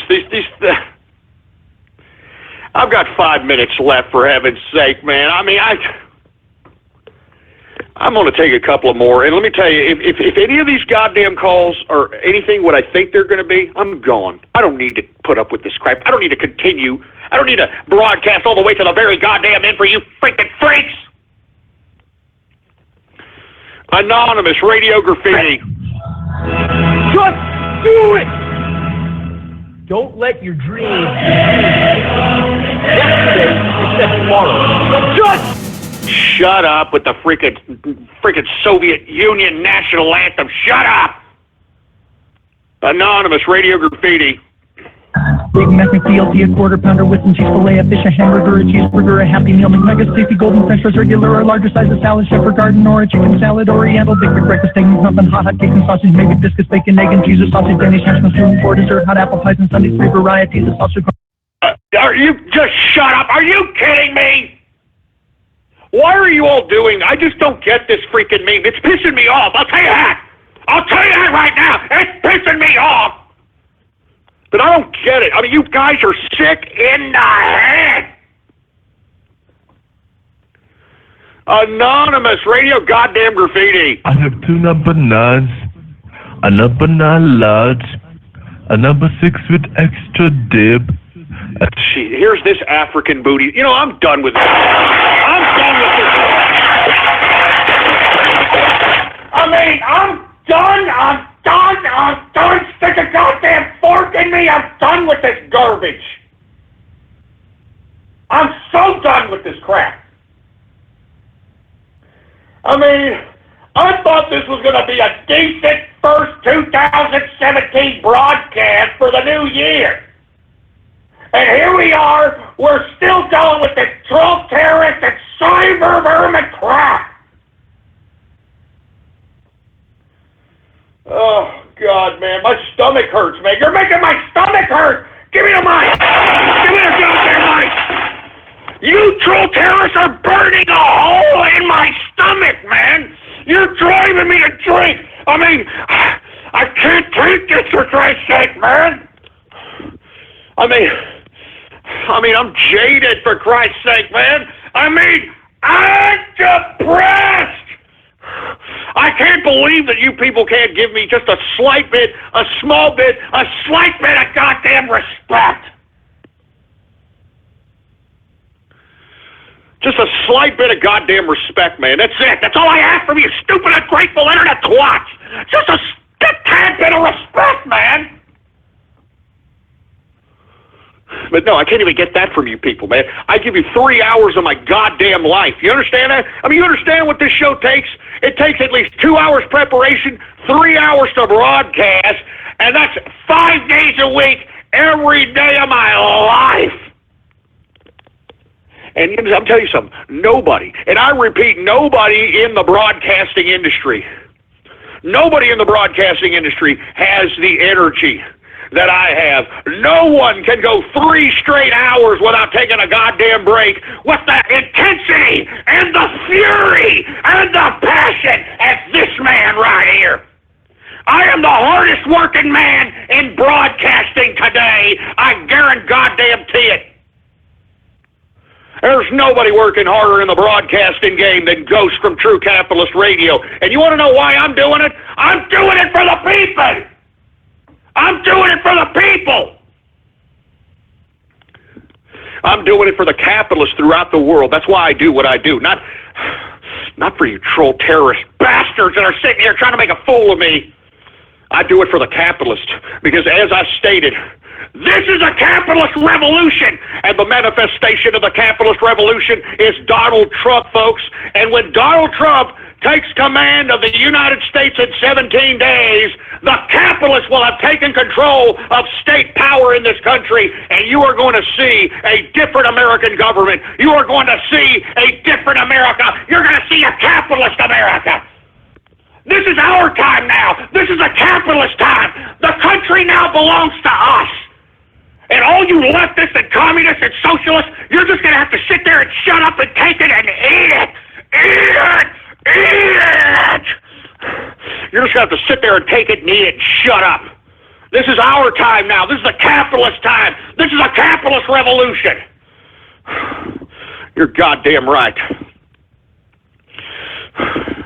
Anyway, folks, I'm getting the hell out of here. I may or may not come back tomorrow. blogtalkradio.com/ghost is the official website. And this is it, guys. That is pretty much it for the broadcast.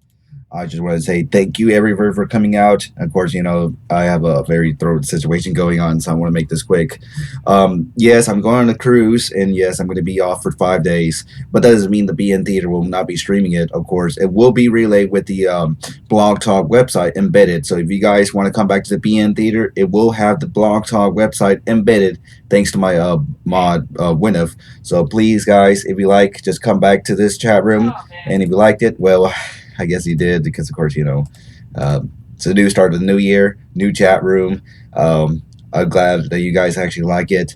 But thanks, guys, for coming out once again. And make sure to follow me on Twitter if you're new at the Brody Network or Politics Ghost. And do also subscribe to the channel at the Brody Network, as I do the TCR broadcast every day from Monday through Friday. Well, not this week, but next week I will. 4 p.m. Central, 5 p.m. Eastern, and 2 p.m. Pacific. And, of course, if you subscribed, then you know when the next TCR event happens. One last thing, if anybody wants to record the stream events that's going to happen, feel free to.